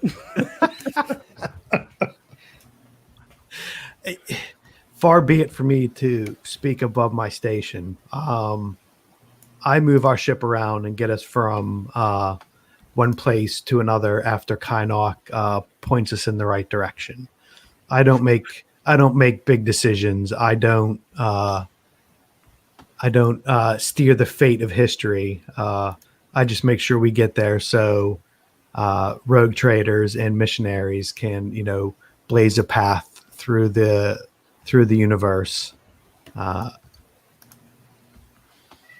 had assumed that we had done things, the actions we had taken had been to serve the best interest of the Imperium, but also serve our interests. This far, I think we've done very well.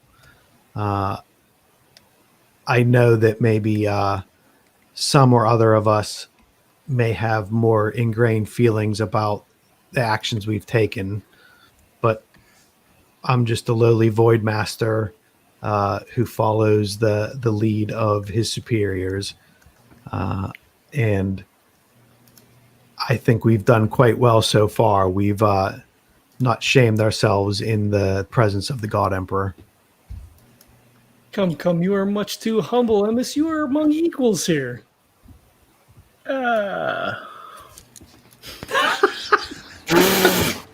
Wow. Well, Emmaus will just he'll notice that Kynnoch sighs a bit, but he won't play it off. He'll just kind of look into his drink. Yes, and besides, Emmaus, it appears as though Jarnan has already made the decision for us. We know what our plan is. It has been told to us by Jarnan through the ecclesiarchy. Yes. Once the ship's ready to go, it might be worth checking on our investment back on the necropolis. We left kind of in a hurry and didn't really set up much bureaucracy when we left. So either way, but that won't be needed, Emmaus, because we are burning that, remember. We're getting rid of the demon and the source of wealth and everything. We're just going to burn it all down. That may be true. That is true. But as I said, we left in kind of a hurry. We're assuming it's still under our control. We seem to have been able to go in and take over relatively easily. Who's to say another rogue trader who came for their usual delivery had seen the situation, hasn't taken advantage of it. So it would probably be good to check up to make sure it's still in our control to make a decision on that. Yes, and what about all the goo that has been floating around? I believe we must also track that down and burn it. I mean, it will pit us up against other rogue traders, possibly smearing the name of Hallerman across the galaxy and all, but I think it will be worth it. I believe you overstep, Kynnoch. I also believe that is not necessary. The ecclesiarchy has assured me that they will be sending inquisitors out to take care of all of the goo. So we won't have to track the rest of it down. So pretty soon all of the goo will be gone. 100% of it. Because Yes. thrones cannot be used to buy the cleansing of one's soul. Isn't that right? Venari. We are all saved in the God Emperor's loving embrace. Through his light, we go forth.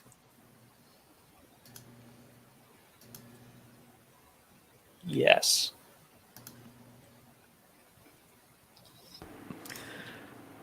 You may want to drink more. Oh, I will. Never you worry. We have days, and I will have not much else to do. That is true. Hopefully you can hold your liquor better than Emmaus.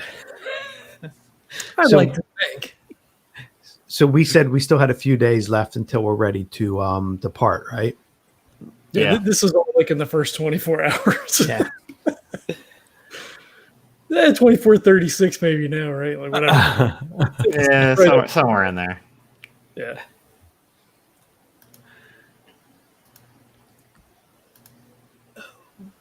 So Emmaus will lean back, so he's kind of really relaxed and says, obviously everybody has laid out what they believe our next actions are.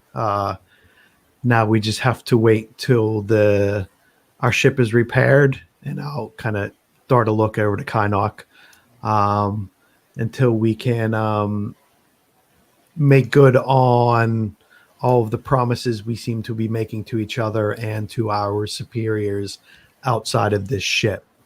And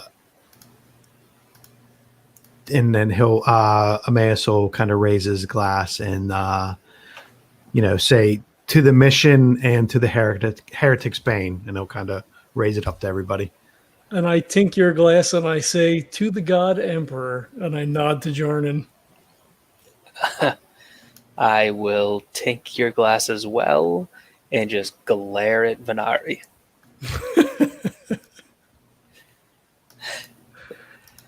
And then after I drink, I will say, if you're going to say it, actually mean it. Of course. He splays his hands out to his sides.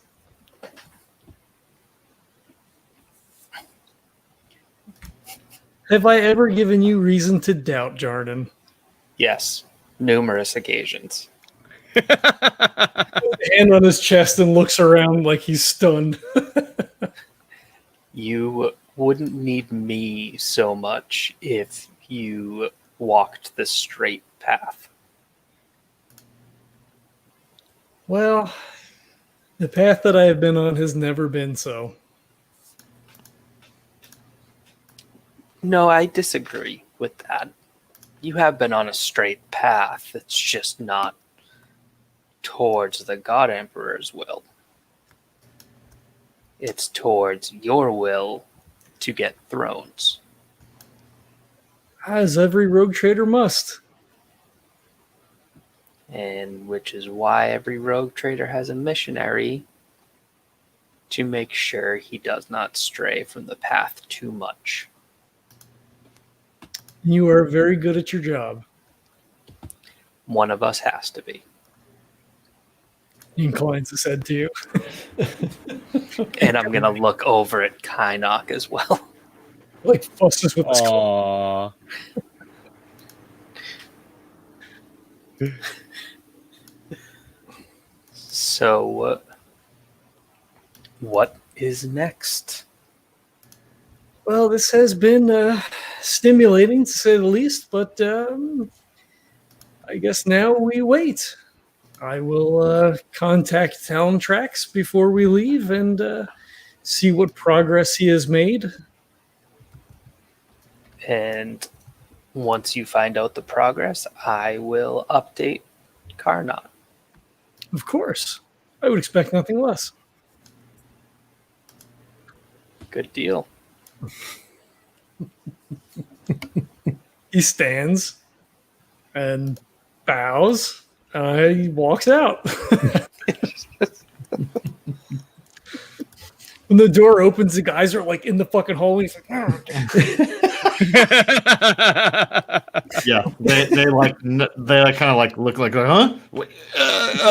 Like they were all ready to go, and then just like fall out. Emmaus will be sitting in his chair with his legs back and his eyes closed, just not really saying anything, not really looking, but he'll start doing the real low snoring in his throat kind of thing with his feet up on the table. Obviously, he's not completely out. He's just waiting to see what Kynnoch and Jarnan have to say next. When Venari opens the door, are we able to hear that much motion in the hallway? You'd have to make it.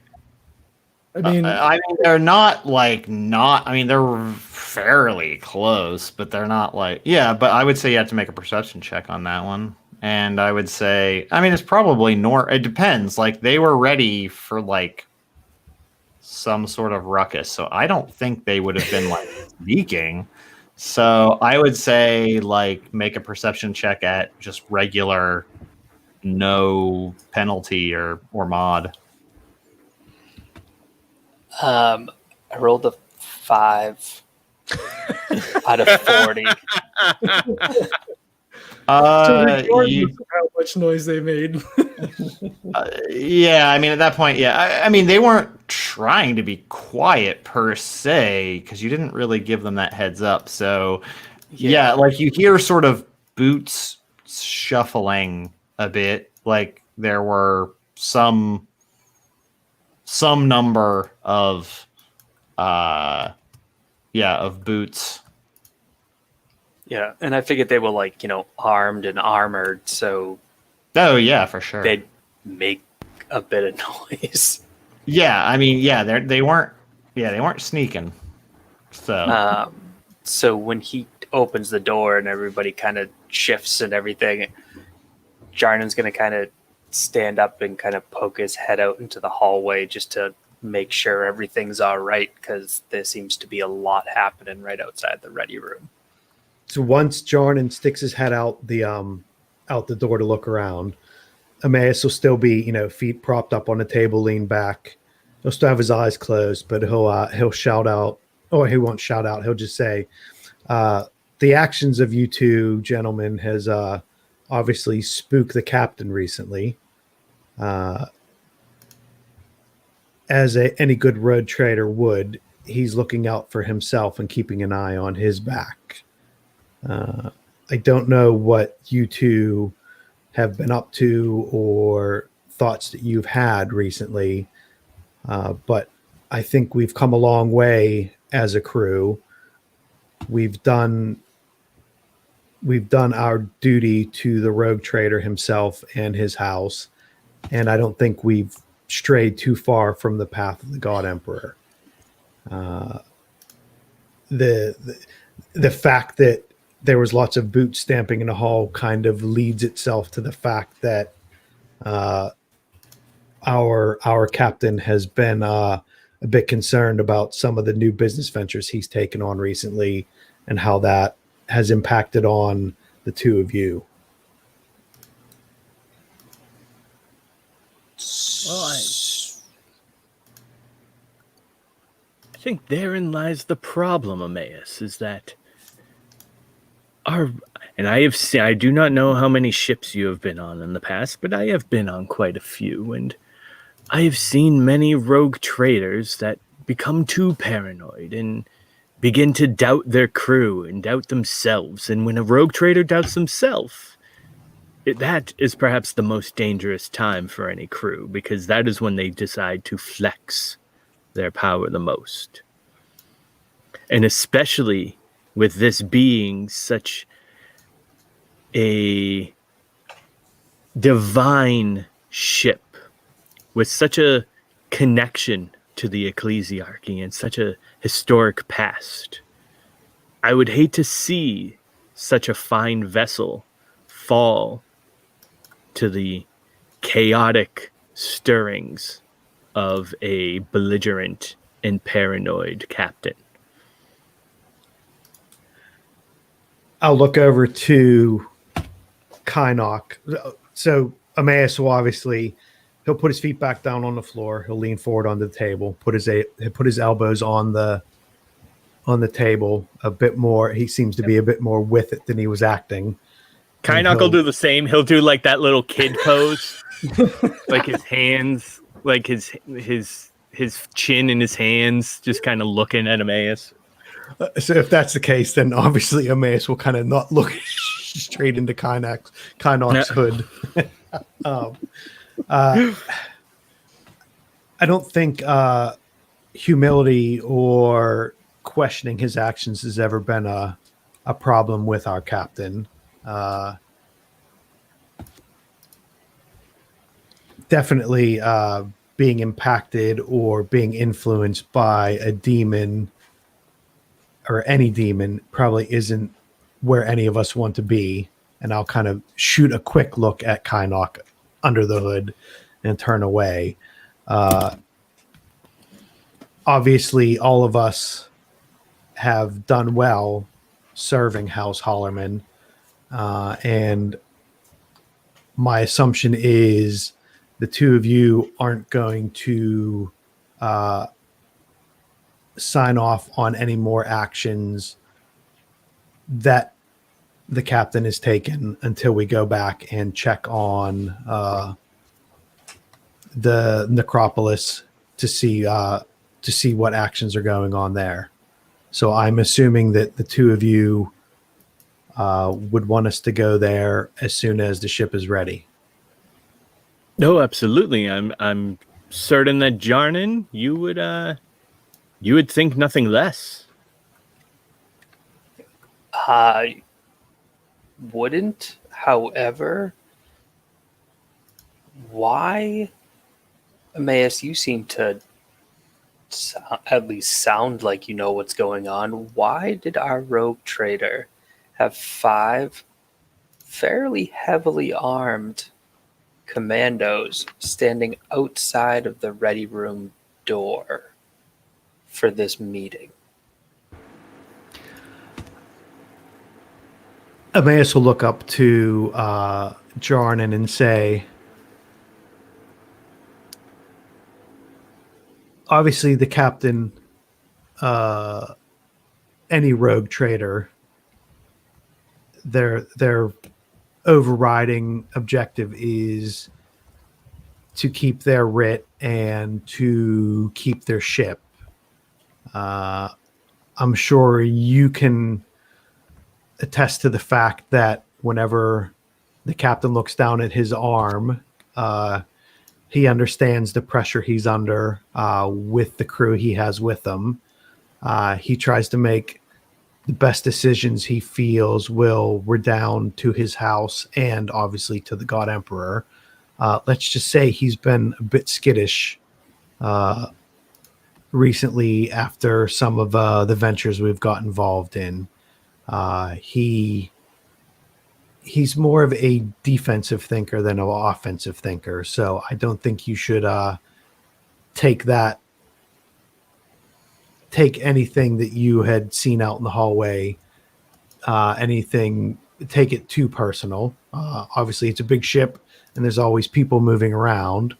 Let's just say the captain was a bit more worried about his own back than he was about getting back at anybody else.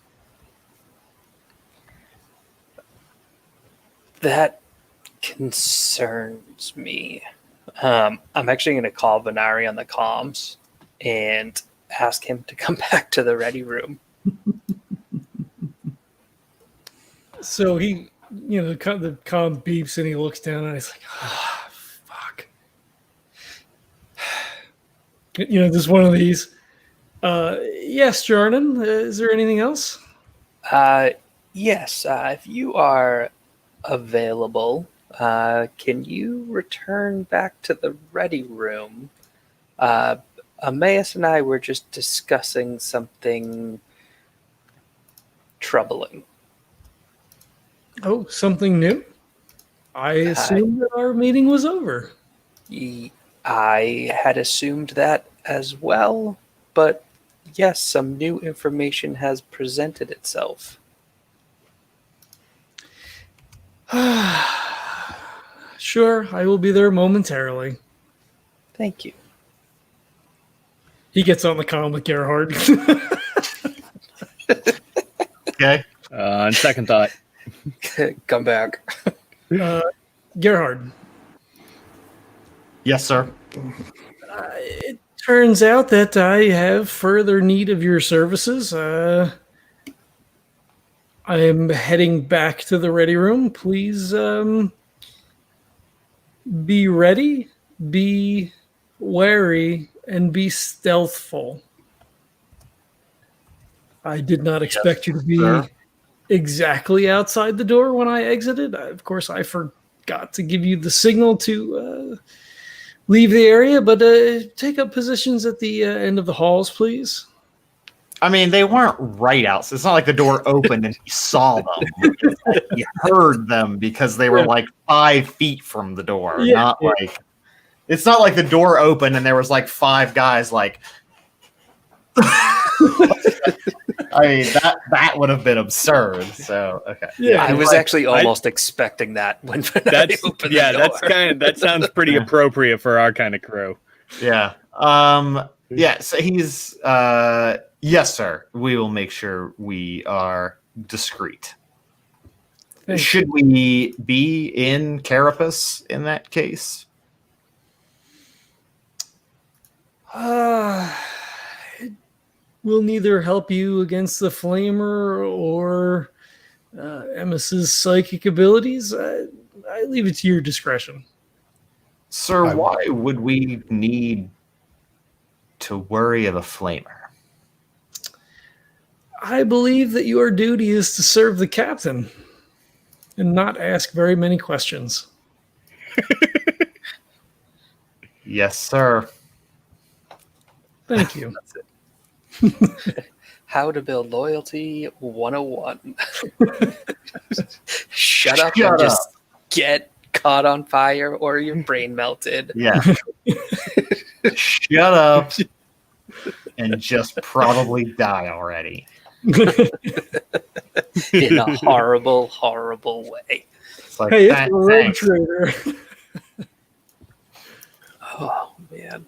So he saunters back. Like, he'll take a little extra time for them to, like, get, I don't know how far they got, or how much they conversed as Venari left. But, yeah, he'll make his way back over. Okay. Yeah, I mean, it wasn't that long, but, a few minutes. 5, 10 minutes, 10 minutes, 20 minutes. So he comes back into the room, kind of like stands in the door, arms crossed. And yes, is there... I did forget to tell you that I took Tim over when we went to go speak to Talon Trax, and we have opted to... have him return to the Forge, a glorious and heroic immolation, something that I'm sure that you would be most interested in attending. There will be a service, looks at a space watch, I believe 2 days from now. Well, then it is good that our ship will take a few days. Would you mind stepping all the way in the room and sitting down in your customary chair? I just wanted to discuss one thing with you. Closer to the kill zone. Yeah. Kill zone. The whole room's a kill zone for Jarnan. Yeah, I was going to say. Sure. And he goes over and grabs his seat, but he sits forward. He doesn't, lean back. He's kind of like, I don't say ready because that's not exactly right, but he's, attentive. So once Venari sits down, Jarnan's just going to stand up and be like, sorry, I just needed to check on something real quick, and he's gonna walk to the door, like open it up and look down either way in the hallway. When he turns around, he starts hitting the button on the fucking data pad. What does the button signal in this case? So it was to call, and then he didn't hit it when he left for them to like retreat. What? Wait, so you want them to leave, or are they? Yeah, supposed to I mean, gather it? then he's kind of screwed, but sure. Well, I don't know. I don't know that Venari would know that. No, probably not, right? I mean, I don't know. I didn't know. I was just trying to figure out what your signal meant. No. Above like, the mouth, could- no. So, like, you ask him to sit down, he sits down, you get up, you do your thing. Yeah, I don't. Well, I don't know. If you got to open up the door, I guess maybe he would be like, oh, that's not. Like, why would he? I don't know. I don't know. That's your call. And I don't know what you do, but if you send a signal, there's got to be some signal that it means. Like, I didn't know if that meant like shoot fire at will, or like get the fuck out of here. Please I don't let know. it be. I guess, yeah. So I guess he just sits and he doesn't do anything. So when Jarnan stands up, then he says, I thought we had something to discuss, and you're leaving. No, I'm not leaving. I'm just gonna open the door. I'm gonna look at him. No, I just wanted to see something. Why are you sweating? And then I'm gonna poke my head out to the door and see if I see any commandos on either side, like down the hallway. I mean, down the hallway, yeah, you see his guard, like his personal guard, sort of just two guys standing there, like at the ready. But I mean, they're not hostile toward you or anything, but they're just there, like standing guard. Okay, so just like the normal. Cool. I'm gonna shut the door and go and sit down at the table, placing my flamer in front of me on the table. So what changed between our last meeting and this meeting that made you believe you didn't need 5 armed commandos outside of the door? Oh, Gerhard and the rest of the guys, they are my attendant security. They follow me around. They were preparing some other things earlier. They were not needed, but they are at their rightful place, which is near my side. Along with, of course, the rest of the command staff. Do you always place armed guards outside of the door when we have meetings? Because if you do, that makes me very uncomfortable. They are usually around. The conversation that we had concerning Carnot left me somewhat concerned. You say that we have time, but he looks at his watch again and says, Space Watch. Space Watch. That you have not been back into contact with him, and he is a wily, I don't wish to say foe because that gives the wrong impression, but wily combat. No, that's also not right. Anyway, we don't know if he would try something foolish, and I just want the command staff to be safe. Then why did they leave when you left if the whole command staff is supposed to be safe? Well, when was your last mental health checkup? Oh, I believe I'm doing fine. I drink a little too much, as you know, but I don't believe that impairs my judgment at all. I don't know if it's the alcohol, the pressure of being a rogue trader, but you seem to be quite paranoid. I don't believe that is a talent that I possess, Jarnan. Yeah, that's the thing that worries me, that you don't even realize you are this paranoid.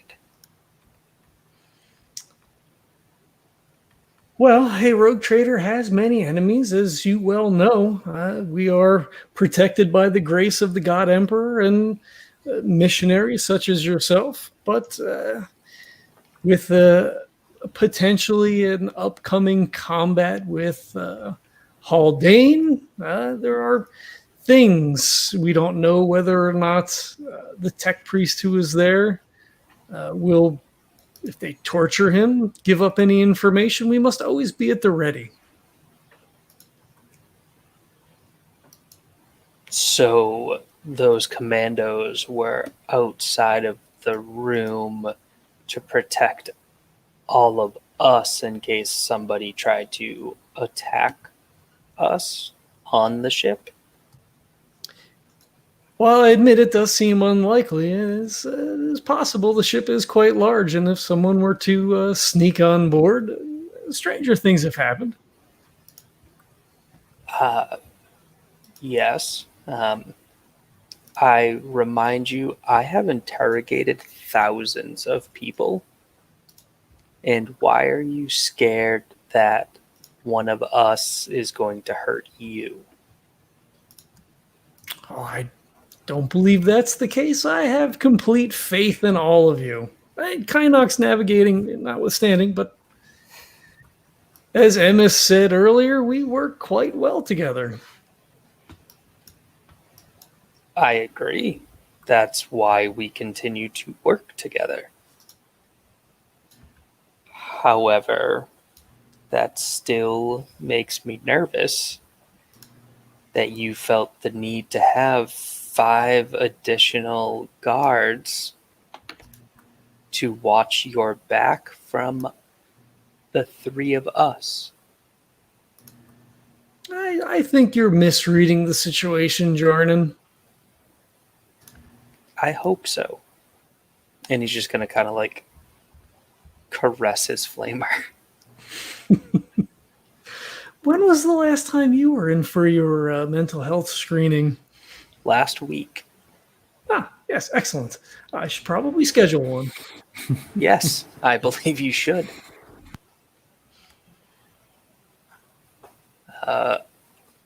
Emmaus, you were the one who brought up how paranoid our rogue trader could be.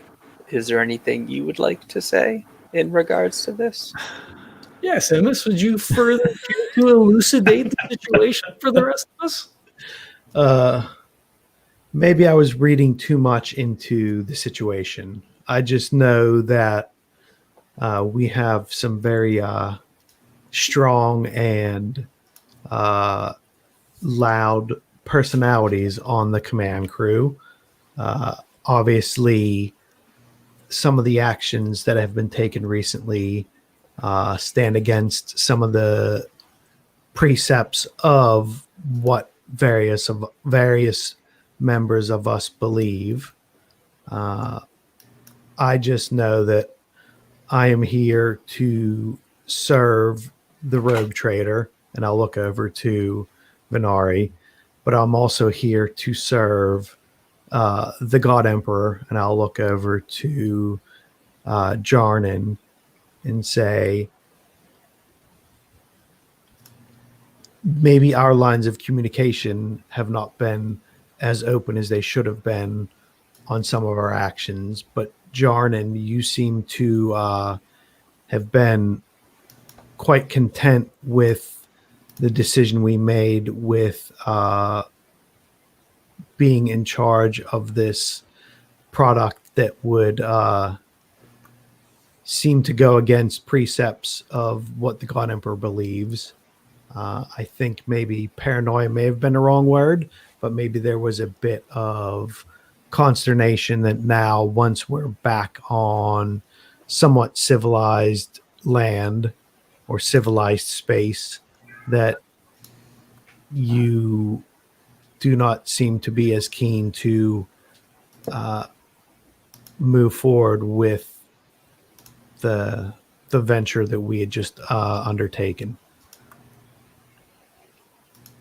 The only reason why I do not have the same outlook as I did when we were still on the planet was that I wrongfully saw more pros than cons, and I have been corrected by my superiors that the cons do outweigh the pros and not the other way around, which is why I am now following their lead and know that we must go back and destroy this heretical liquid.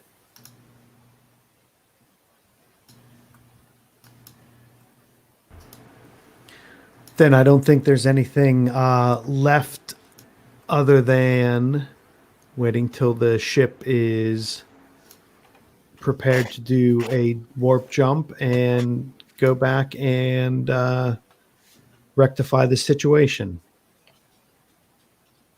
I completely agree. Before you leave again, Venari, I don't like to feel threatened. Please try not to show up to our next meeting with armed backup as if you think I am going to attack you. I would never believe that you would do such a thing, Jarnan. What would make you think that? My goodness. If you if you feel threatened, then I apologize. It was not my intent. Again, there may be some misunderstanding, as Emma says. Perhaps we should work on some team building exercise during the week before the ship leaves, so we can further build a bond of trust between us. So trust falls and firewalking. Yes. Well, as much as we do not always agree on things, you have not crossed that line that would require me to take action. As long as you never do, I won't have to take action. So you should not feel threatened by me. Of course. You are the most reasoned of us of all.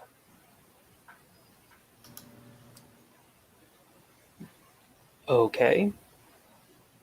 If that is what you agree to, why do you feel threatened by Kynnoch or Emmaus? Emmaus is fine. He's the, as he says, just a simple pilot. He's, well, I do not wish to say he is no threat. He is a respected member of the crew. Kynnoch is what Kynnoch is. He is necessary for us to go where we go.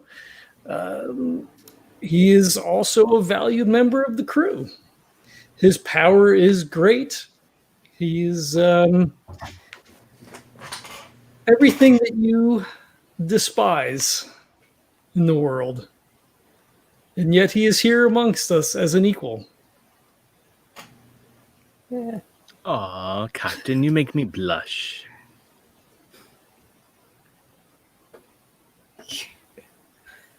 He smiles like he doesn't, he like nods his head. Well, that is interesting knowledge to have. I believe this is all out on the table, is it not? That is, everything is on the table. And I caress my flamer again. Just to say Venari's eyes snap down to the flamer.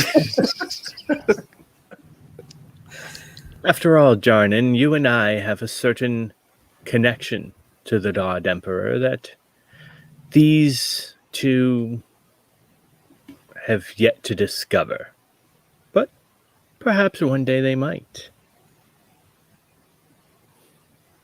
Mere mortals such as ourselves are always striving to reach those lofty heights. Indeed. Perhaps one day you too shall be able to see the shining beacon of the God Emperor Venari. Only after many mutations, Kynnoch.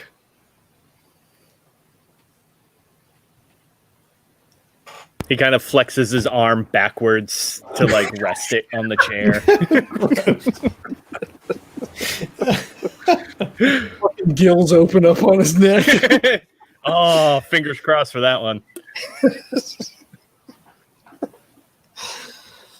Well, if that's the case, then I will take my leave. And I hope that you will get that mental health check that you mentioned you might go get. Indeed, I will, if it makes you feel better. It would make me feel better, but I believe it will make you feel better. And that's all that I am looking for. I appreciate your concern. And I'll stand up and grab my flamer and walk out of the room. And like when I get to the door, I'm gonna not like normally open it. I'm gonna like quickly open it and step out into the hallway. When you stand, Venari stands. Emmaus is still crashed out in the chair. I mean, none of the guys move when you step out. Like, none of them react. They weren't. I mean, you didn't really tell them what the. Like, you just were like, "Hey, just in case anything happens." They don't really know. So unless someone shoots or does something, they're just standing at attention. There's no screaming. There's no shooting. There's no problem. They're just like, oh, well, they're just coming and going like usual. So yeah, they're not suspicious of your movements, Jarnan. You don't notice you don't notice them seem uptight or anything. They just look like they're standard kind of guard duty. Oh yeah, no. It was more I didn't know if they like quickly moved down the hallway the last time because I had like slowly opened the door and looked out. Yeah. Just wanted to This see time, if they'd, I mean, they're still down there. Yeah, like they're down there. They're down at each end of the hall. Yeah. Okay. Well, in that case, yeah, I'll just make my way back to my room. I got nothing. Yeah, if you two will not be needing me, then I will be on my way as well. I'll look over to Kynnoch and kind of shake my head at him and look over to Venari if he's up out of the chair and walking towards the door, but Emmaus will still be flopped out in the chair, not moving. He gives you like a formal but like mock bow and turns and walks out the door.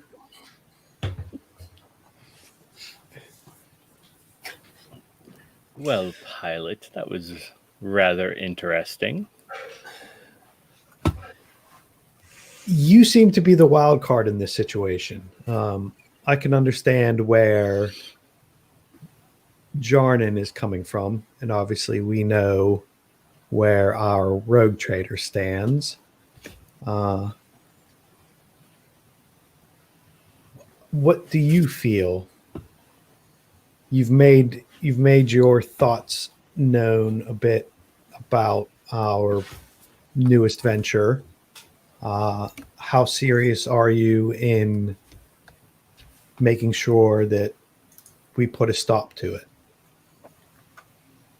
Oh, Emmaus, I care not one way or the other. Venari could keep his thrones and keep his business striving, and that would be fine by me. Jarnan could wipe out the entire project, and that would be fine by me. It's the conflict, the chaos of it all that is enticing. It's good to see a man with principles. It's the chaos demon of it all. So when Kynnoch says chaos, I'll look over to him and I'll actually kind of look at him, try to look at him and say, so you really do not fall on one side or the other on the next actions. You just like the fact that there is one side or another. Oh, it's not even the fact that there is one side or the other. It's just the fact that no side will ever be completely stable. You see, coming up, if Venari gets his way, then Jarnan will not be happy. Things will progress. He will begin to push back. The ecclesiarchy will be upset. They will push Jarnan to act. If Jarnan wins and the demon is destroyed and all of the demon ichor is cleansed, well, then Venari has lost on millions upon millions of thrones, and that will never settle with him. It will never end with one or the other. It will be a constant struggle back and forth until finally one of them does eventually wipe the other out, but even then it won't necessarily end. The strife and the waves will continue. In me and you, we shall ride that. For you call me the wild card, but in truth, where do you lie?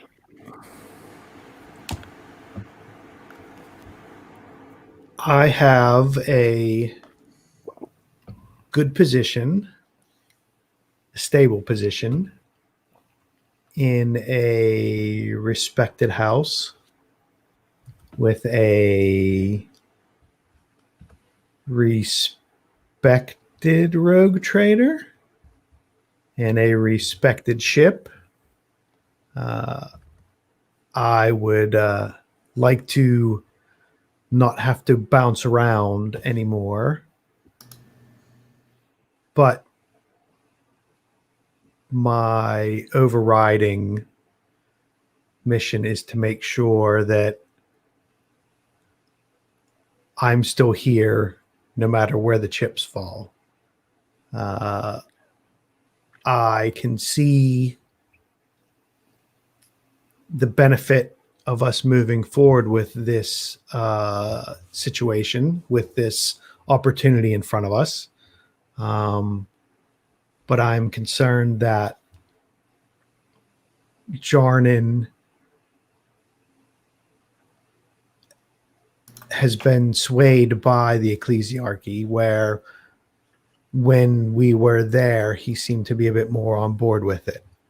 And I'll kind of lean back and say, he does work for a rogue trader after all, so he should understand that corners tend to be cut and shortcuts taken, but we all are, here serving the God Emperor through our service to the rogue trader. Yes, Jarnan does work with a rogue trader on a rogue trader's ship, but he is a watchdog. He works for the ecclesiarchy. He does not work for Venari. And if that's the case, and I agree with you that Jarnan has an overarching loyalty,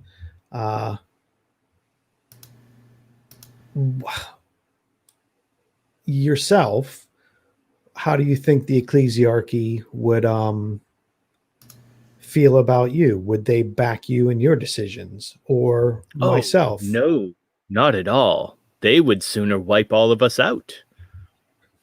They have no loyalty to you or I.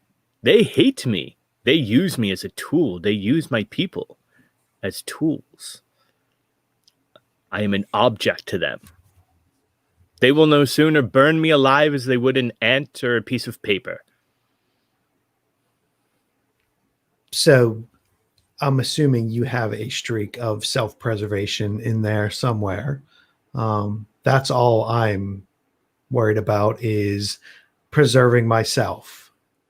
Now, granted, there are ways I would like to lean with that self-preservation, whether it makes me thrones or saves my soul in the long run. But my overriding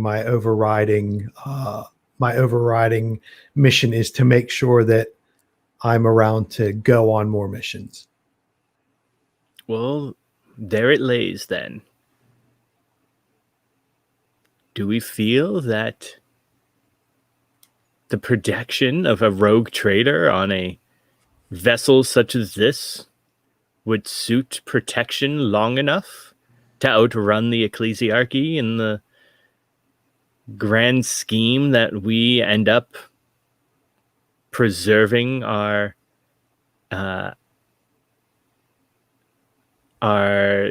endeavor? Or do we feel that the reach of the ecclesiarchy is too much and the backings must be thrown against the God Emperor? In which case, what happens to our greedy and ever-growing senile Venari captain?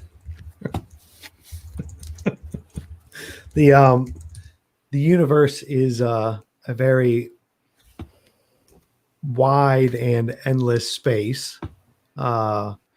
We can just tell from the expanse we're in now that the reach of the ecclesiarchy or even any other of the ministeriums is sometimes weak. So I'm not looking for a place in the grand chess game of the battles through the universe. I just want to make sure that I can stay around as long as I can.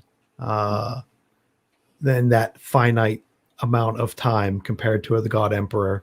So in the grand scheme of things, I'm just looking to do my job and get what I can out of it.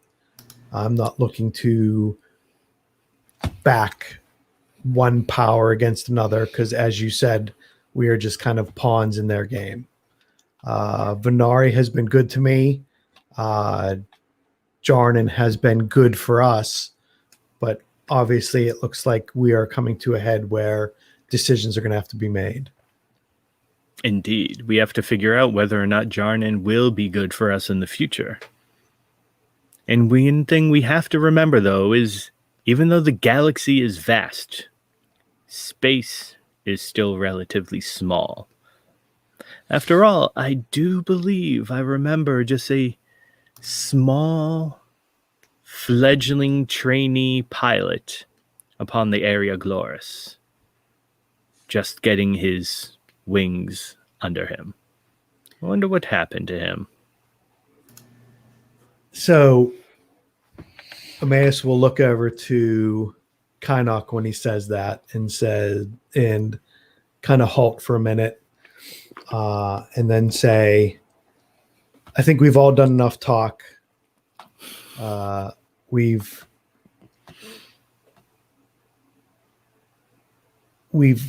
laid out subtly in nonverbal where everybody stands. I think it would be best for all of us and our captain's upcoming mental health check to finally resolve the situation. And he'll stand up really quickly that he doesn't have the Jin legs or the Amasek legs. And, he'll stand up and kind of look to Kynnoch and wave towards the door and say, let's maybe talk to the captain and get the ship ready to go through the warp and back to the situation that seems to have split us all apart. Yes, let's. And now I'll walk through the door and see if Gerhard's still standing there. I would say, Venari, did you tell him to leave? I was assuming he was there just because of John. When I left, I just would have. I assumed you would have Yeah, waved them when I off. left, I gave him the like, come on. Yeah, I would have figured they would not be there. Yeah, but the skull is still in That's the true. room. God damn it! Oh, I God. literally just thought of that. Is I that don't- fucking skull there? Yes, yeah, the skull is still there. Shit! Literally, the minute we were walking out the door, I'm like, I wonder if that skull's still there. Yep. Yes, it is. Fuck you guys. You know, all right. Everything that I did up until that point will not change, but could I perhaps roll perception to see if I was aware that the skull was there? I mean, I don't know if you need to. Like, you may not have paid attention to it, I guess, but it was there. I mean, I guess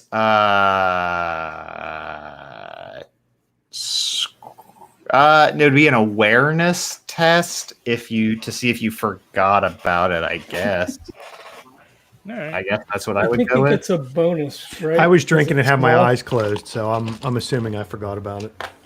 I mean, it's I just figure it's always Right. It's like always around when Venari's there. So I yeah, he just kind of specifically filtered sent it out. up like near the ceiling in the corner out of eye line. Yeah, I mean, I would It's a assume good thing I have a lot of. I mean, it's an awareness Yeah. check at that. Yeah. So.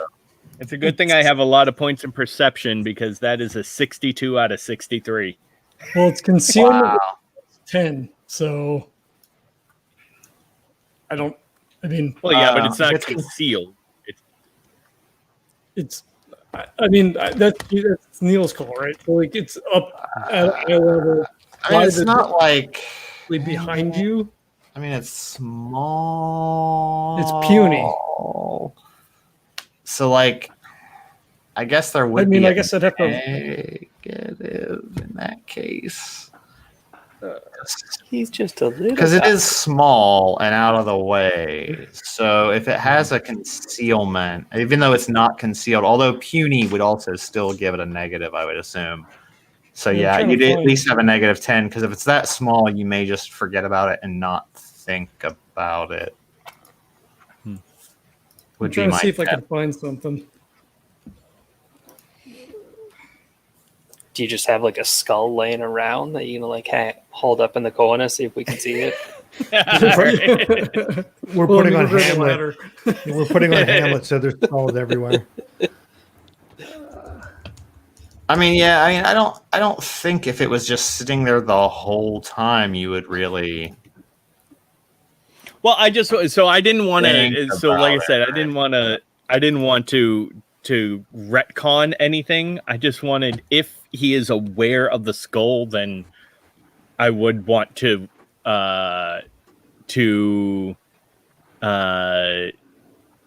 make a statement to it directly. That's all. Yeah, I would say you wouldn't. You forgot. I mean, I would say at that point, yeah, you didn't notice it. It's small, and Okay. yeah, it was a pretty close roll, Sounds and good. I think it has to have some penalty for being puny. Like, it's just floating there in a corner. You didn't really pay any attention. I mean, I think it's probably behind him. If he and Jarnan were on this side of the table by the door, and Emmaus and I were on this side, it's on that side Yeah. behind him. Yeah. I mean, I have 2 fate, but this seems something like I don't really want to spend fate on. Well, I mean, it resets every time, so you could just Yeah. you could re-roll it. Screw it, I'm rolling fate. And so, what else are we gonna do this? What else are we gonna do this? I mean, you're not rolling again, so. All right. Look at that. That's a 19. Okay. Then you definitely noticed it. You're walking out and you're like, oh, yeah. I forgot One that more thing. fucking thing sitting up Oh, he's there. still Oh, he's still sitting at. So he like let Emmaus walk out. He's still sitting at the table, and he actually walks over and sits. So he'll walk over and then sit in Venari's chair, and then lean back to the skull and say, "Now let us see what side of the wave everybody ends up on, shall we?" And he'll like get up, tap the skull on the head, and then walk out the room. I guess after you leave, it probably follows out then. Because Venari actually forgot about it too. It's not like he planned it. Like, he didn't think about it either. Nice. Okay. Yeah. So that I'm sure if we're waiting, there's however many days till the ship's prepared. I'm sure like the tension throughout the whole ship is probably not very good right now. Yeah, I feel like it's not getting better. Anytime soon. Like there's a lot of really really awkward, mess you hall doing? time. Everyone's just like they're like sitting there like, yeah. No one talks during like meetings. Awkward. Starting to be like rumors passed out among the regular crew that Jarnan's been buying up stock and like marshmallows, graham crackers, and chocolate. Shit. All right. Well, do we want to get a quick post show in? We can do that then. I know it's already late for you guys. It depends. I mean, We don't have to. I'm super tired, so I would like to go to bed earlier than later, but I also have to get up balls ass early. Yeah. Not that early. You guys get up earlier than I do, I think, but I have to be up at like 7 to be in a meeting, so. Okay. I have to be up at like 5:15. You're gonna be up at 3:45. Okay, so there you go, Bessie. It is 5:15 right now, so wake up. Fuck. God, I feel like I barely even went to bed. They really do say you need more sleepy time as you get older. God damn. Yeah. Oh, he's taking a dig right at us. Jeez. Well, that was a phenomenal session. I loved it. Everybody was on point. It was good. So much tension. Yeah. I was just like, at some point I was just like, is someone just gonna like start shooting him, like just randomly, just like, all right, now I'm starting to shoot. Like I'm just shooting now. Like fuck it, we're out. See, I don't think it would fit in. There was parts of me are like, okay, when Jarnan put the flamer on the table, I'm like, okay, do I put my bolter on the table? I'm like, no, because I really wouldn't do that because I'm a bit not shifty, but I am a bit in the background. I wouldn't be that one that would like pull it out and just like reservoir dogging it. So Yeah. I thought about it, but it was getting really late, and I didn't want to push that at that point. Yeah. the time saved us. Well, yeah, because it's kind of but like it's sort of that point of like, well, I've got a week to figure it out. Like I can say anything because we can't go anywhere for a week. So it really doesn't matter what I say. Sure. Yeah, we'll burn everything. Whatever you want to do. Yep. Let's go get a fucking drink with Kynnoch when we get back. Like, whatever. True.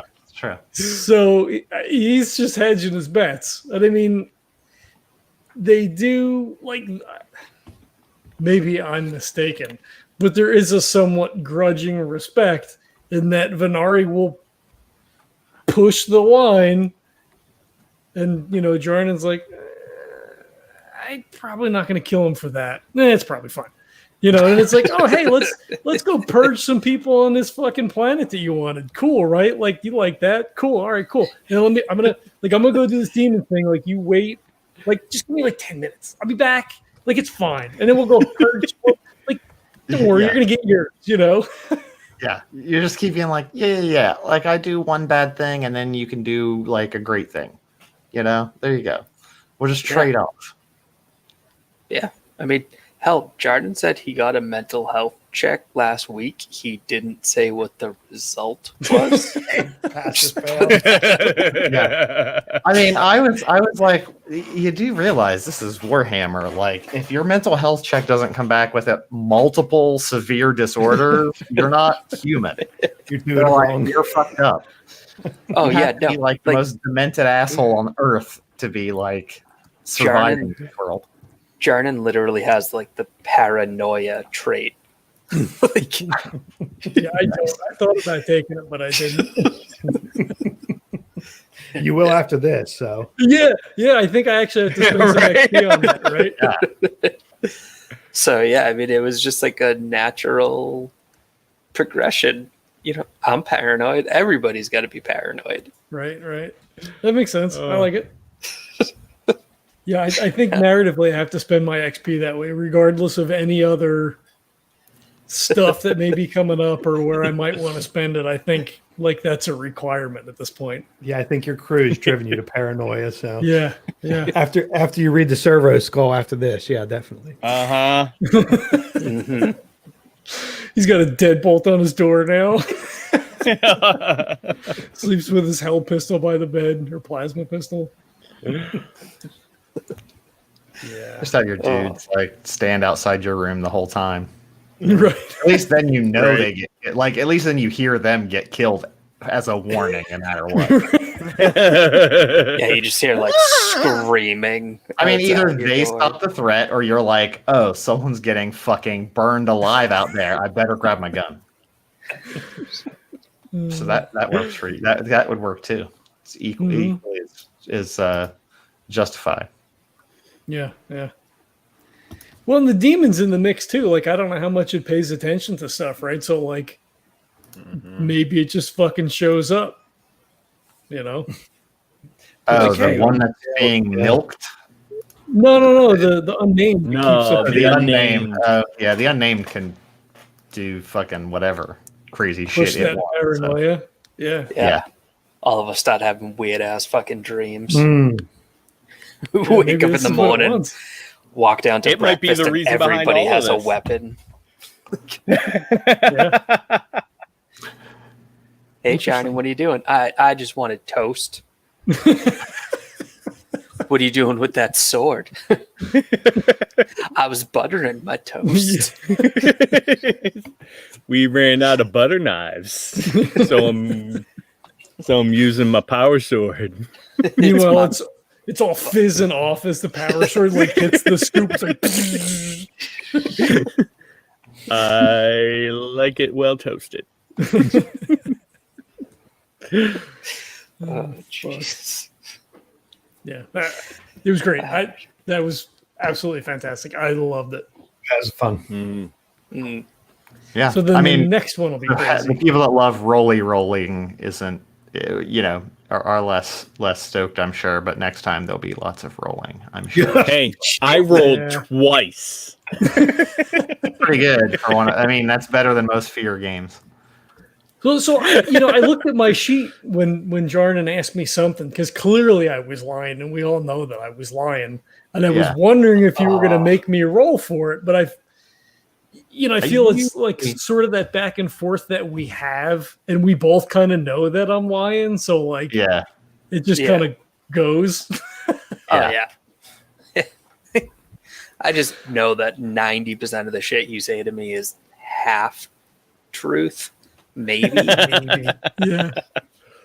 And even the stuff. The other 10% is just an outright lie. But like, so like even the stuff that he does that's like good. So like he got Tim killed, but then like we get him like back to be melted into the forge, which is like a pretty cool thing. When we did the jungle thing, when Kane fucked off and like he had a full service for the mercenary guys, like it's all planned. Like there's probably some part of him that's like, that's cool, I should probably do that. But like it's all for show. It's all about trying to Traders do. get that loyalty. Make people think that they matter. Aw. He's just kind of shitty and smarmy about it, as opposed to like, hey, I'm gonna fucking cut your face off. Go fucking do a thing. Although after this, unless you're those commandos, they're like, fucking go get burned. Just protect my ass. I mean, that's their job. They got a pretty good gig, you know. They can't say shit. Yeah, I mean, they're you don't put them in like super harm's way all the time, so that's something. Mhm. Like usually they're pretty well off. They fly the ship. They fucking hang out and do stuff. They're not usually on the front lines of things.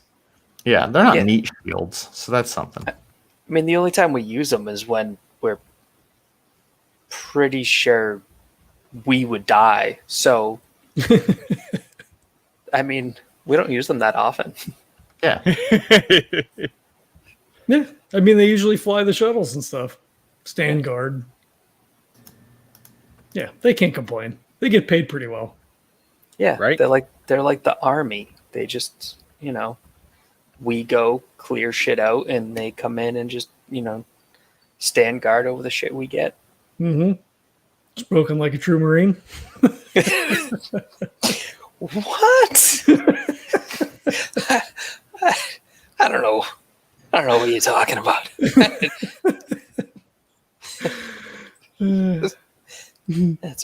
That's all right. They admit it. Yeah. Zing! Man. Oh, man. All right. Yeah.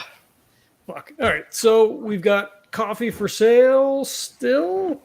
We have that legendary brew. A little bit of the money comes back to the show. It's a nice, easy drinking medium roast. I actually got 2 bags just in, and I almost killed Neil, and I feel really bad about it.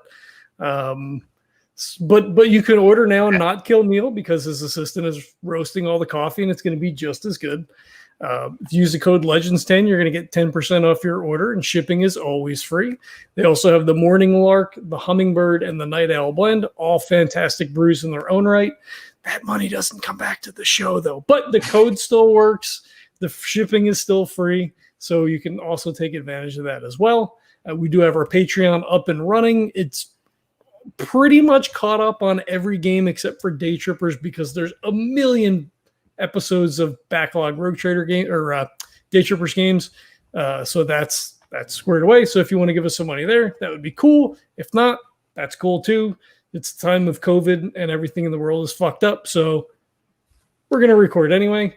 And then last but not least, if you could leave a rating or review on iTunes or whatever your podcatcher of choice is, that helps us out a ton. That may even help out more than just throwing money at us. Dollar bills, it doesn't even matter. Ratings and reviews, fantastic. Bumps us up in the algorithms, gets more eyes or ears on the podcast, and we appreciate that. So we'll thank everybody for checking it out, and we'll catch you next time. Peace.